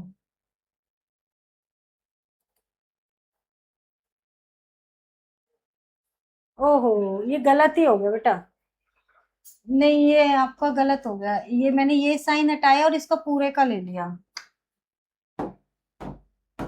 दोबारा से करते हैं, ए आप करके दिखाओ बेटा, ए इंटरसेक्शन, ठीक है, साइन मैं यहाँ का हटा रही हूँ, ए माइनस बी का, पहले हम इसका साइन हटाते हैं इसके अंदर, ए माइनस एज इट इज रहने दो, ए माइनस बी को मैं क्या लिख सकती हूँ, ए इंटरसेक्शन बी कॉम्प्लीमेंट, इसके अंदर का साइन हटाया बस पहले मैंने, ठीक है, वो मैंने गड़बड़ कर दी। अब इसके अंदर ये एज इट इज रहने दो, अभी तो कोई डी मॉर्गन्स लॉ नहीं लगेगा बिकॉज इसी के अंदर है। अब इसका साइन हटाएंगे, अब इसका माइनस का साइन हटाएंगे तो क्या आ जाएगा, ए इंटरसेक्शन बी कॉम्प्लीमेंट का कॉम्प्लीमेंट। अब ए इंटरसेक्शन, अब इसको हटाने के लिए हम डी मॉर्गन्स लॉ अप्लाई करेंगे तो क्या आ जाएगा, बी कॉम्प्लीमेंट तो है ही तो उसका कॉम्प्लीमेंट आएगा, ठीक है, जो इसके अंदर होता है उसका कॉम्प्लीमेंट, और इंटरसेक्शन की जगह यूनियन हो जाएगा और इसका कॉम्प्लीमेंट आएगा, इस तरीके से आएगा। अब ए इंटरसेक्शन अभी जो बताया था ना, बी कॉम्प्लीमेंट कॉम्प्लीमेंट कॉम्प्लीमेंट हो जाएगा, यूनियन ए कॉम्प्लीमेंट आ जाएगा। अब हम यहाँ पे लगाएंगे क्या, distributive law, A intersection B union A intersection A complement. अभी थोड़ी देर पहले बताया था कि ए ये यूनिवर्सल है, ये ए है, ये ए कॉम्प्लीमेंट है, इनका इंटरसेक्शन इनमें कुछ कॉमन नहीं होता, तो ये किसके इक्वल आता है, A intersection B union five, ये जीरो के इक्वल आता है, ठीक है, फाइव। अब किसी भी सेट का यूनियन फाइव के साथ करते हैं तो वही सेट आ जाता है, तो किसके इक्वल आता है, ए यूनियन बी के इक्वल आता है, ए इंटरसेक्शन, सॉरी इंटरसेक्शन ही है। इतना पढ़ाते पढ़ाते ना बेटा कंफ्यूज हो जाते हैं। ठीक, अब यहाँ पर देखा आपने, पहले इसके अंदर मैंने अप्लाई किया, फिर फिर इस साइन, पहले इस साइन को हटाया, फिर इस साइन को हटाया, तो इसके बाद वाले पूरे होल का कॉम्प्लीमेंट हुआ। फिर डी मोर्गन्स लॉ लगा, फिर डी मोर्गन्स हमने थोड़ा सॉल्व कर लिया, फिर हमने डिस्ट्रीब्यूटिव लॉ लगाया, ये फाई के को लाया, आप कंडीशंस लिखते जाओगे। ठीक है, सिंपल है, बट ये इतना बार बार रिपीट होता है ना, तो बेटा इसलिए हो जाता है। अब यहाँ पर देखो आप, इसके अंदर भी सेम यही प्रोसेस होगा, a minus A intersection b। अब ये तो इंटरसेक्शन है ही, अब इसको देखते हैं। देखो ए इंटरसेक्शन जो बाद वाला है उसका क्या हो जाएगा, पूरे का कॉम्प्लीमेंट। अब पूरे का कॉम्प्लीमेंट हो गया तो डी मॉर्गन्स लॉ लगाना पड़ेगा हमें, यूनियन ए कॉम्प्लीमेंट। अब डिस्ट्रीब्यूटिव लॉ लग जाएगा, जो लॉ बोलती जा रही हूँ वो लिखने हैं आपको। ठीक, इंटरसेक्शन यूनियन ए इंटरसेक्शन ए। अब इनका क्या आ गया, अगेन फाई आ गया। ठीक है, अब किसी भी सेट को अगर किसी फाई के साथ यूनियन करते हैं तो वही आ जाता है। ये क्या है, अगेन माइनस साइन है, इसको हम क्या लिख सकते हैं, ए माइनस बी के इक्वल लिख सकते हैं। ठीक है, ए इंटरसेक्शन लास्ट वाले का कॉम्प्लीमेंट ए माइनस बी के इक्वल होता है। ठीक है बेटा, रिपीटिव प्रॉपर्टीज है, रिपीट हो रही है ये। A union B minus B, A union B minus B. अब माइनस साइन रिमूव करना है तो फर्स्ट वाला सेट तो एज इट इज आएगा, फर्स्ट वाला सेट एज इट इज आएगा, तो ए यूनियन बी और इंटरसेक्शन बी कॉम्प्लीमेंट। ठीक, अब इसके अंदर डिस्ट्रीब्यूटिव अप्लाई हो रहा है, ये तो आपको पता लग जाएगा ना नेक्स्ट स्टेप क्या होना चाहिए, A intersection B dash union B intersection B dash. Again same set है, तो A intersection B dash union phi आ जाएगा। ठीक है, सेम ए की जगह बी लिखा हुआ है, बस उसका इंटरसेक्शन हो रहा है दोनों का। अब इसके अंदर ए इंटरसेक्शन बी, किसी भी सेट का इसके साथ यूनियन करते हैं तो वही सेट आ जाता है। अब इसको क्या लिख सकते हैं, ए माइनस बी लिख सकते हैं, जो भी लास्ट क्वेश्चन में करवाया सेम वही क्वेश्चन है 21st। ठीक है बेटा, यहाँ पर आपकी एनसीईआरटी एग्जाम्पलर के शॉर्ट एग्जाम्पल टाइप सारे हो गए, short answer type question complete हो गए बेटा सारे, ईच एंड एवरी क्वेश्चन कर लेना। बस थोड़ी सी कंफ्यूजन है जहां पर वो सबसेट वाला प्रूफ करना है, वो भी मैंने काफी हद तक आपकी, अगर आप 1 से 2 बार कर लोगे, एनसीईआरटी के भी मिला लेना और ये भी मिला लेना। ठीक है, तो जहां पे आप कर लोगे, अगर मतलब 10 से 15 क्वेश्चन है, मैं एक बार ना आपको एक पीडीएफ बना के दे दूंगी।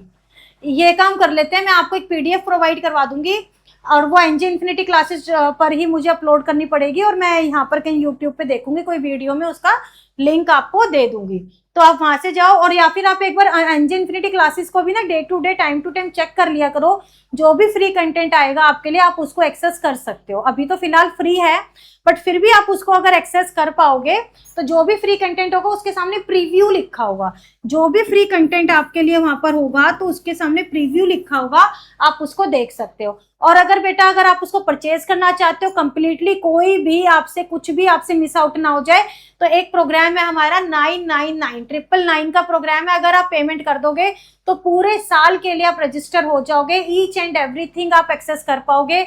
और चैप्टर 1 का बेटा कहीं भी आपको इतना बड़ा डेमो देखने को नहीं मिलेगा, चैप्टर 1 का कंप्लीट डेमो है, स्टेप बाय स्टेप स्ट्रेटेजी। मेरी तो सिर्फ एक ही स्ट्रेटेजी है, स्टेप बाय स्टेप लेकर चलना। मेरे पास कोई जादू की छड़ी नहीं है बेटा, मैं इस पेन को घुमाऊंगी तो आप कर लोगे, नहीं हो सकता बेटा, ये मैथ्स है। ठीक है, तो रातों रात करना बड़ा मुश्किल हो जाएगा। अभी टाइम वेस्ट मत करो, बार बार बोलती हूँ, हर वीडियो में बोलती हूँ, आप पढ़ो जाके। और ये 999 में आपका 999 में पूरे साल का आपको एक्सेस मिल जाएगा, सारे इसके अंदर मिल जाएंगे आपको, lectures, PDF, live classes, weekly test जो होते हैं उनके भी डिस्कशन। ठीक है, चैप्टर 1 अभी मैं यूट्यूब पे भी अपलोड कर चुकी हूँ और वहां पर भी फ्री है, आप जाके एक्सेस कर लो। और उसके बाद भी अगर कोई कंटेंट आपको फ्री आता है तो आपको प्रीव्यू मिल जाएगा। तो इस चैप्टर का मैंने आपको बोला है, मैं आपके लिए क्या करूंगी, इनका पूरा एक ये जो प्रॉपर्टीज वाले क्वेश्चन है, सबसेट प्रूफ करने वाले क्वेश्चन है, इनका मैं एक पीडीएफ आपको दे दूंगी वहां पर, तो आप जाके उसको एक्सेस कर लेना, आप टाइम टू टाइम चेक कर लिया करो। ठीक है, और चैनल को भी सब्सक्राइब कर लो, अगर कोई इंपॉर्टेंट अपडेट्स आते हैं तो आपसे मिस ना हो जाए। क्लियर है बेटा, और इस सेट को जाके देख लेना, एनजे इन्फिनिटी क्लासेस का मैंने आपको बता दिया बेटा, पढ़ लो, मेहनत कर लो। अगर आप अभी आराम कर रहे हो ना, तो आप सोचो कि आपके कॉम्पिटिटर्स हैं और बच्चे हैं जो मेहनत कर रहे हैं, वो बहुत मेहनत कर रहे हैं। आप ये मत सोचो कल कर लेंगे, परसों कर लेंगे, कोई बात होती है ये आज कर लूंगा, कल कर लूंगा, परसों कर लूंगा। खुद देखो बेटा, अपने पेरेंट्स को देखो, अपने आप को देखो, अपने एम्बिशंस को देखो।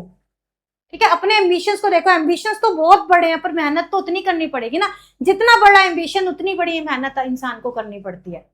ठीक है बेटा, बेस्ट ऑफ लक। और बेटा सभी फ्रेंड्स के साथ इस चैनल को सब्सक्राइब वो शेयर कर दो और सब्सक्राइब कर दो चैनल, इसको वीडियो को लाइक कर दिया करो, जो भी वीडियो देखो उसको लाइक कर दिया करो और शेयर भी कर दिया करो बेटा, सारे फ्रेंड्स के साथ शेयर कर दिया करो ताकि सब बच्चों को अच्छा कंटेंट मिले पढ़ने के लिए। और ठीक है बेटा, मेहनत करो, बस हम तो इतना ही कह सकते हैं, आप मेहनत करो और अच्छे से अच्छा कंटेंट आपके लिए अवेलेबल है। ठीक, यहाँ पर हो गए शॉर्ट आंसर टाइप। अब नेक्स्ट में आपको मिलेंगे एनसीईआरटी एग्जाम्पल के लॉन्ग आंसर टाइप क्वेश्चंस। ठीक है बेटा, बेस्ट ऑफ लक।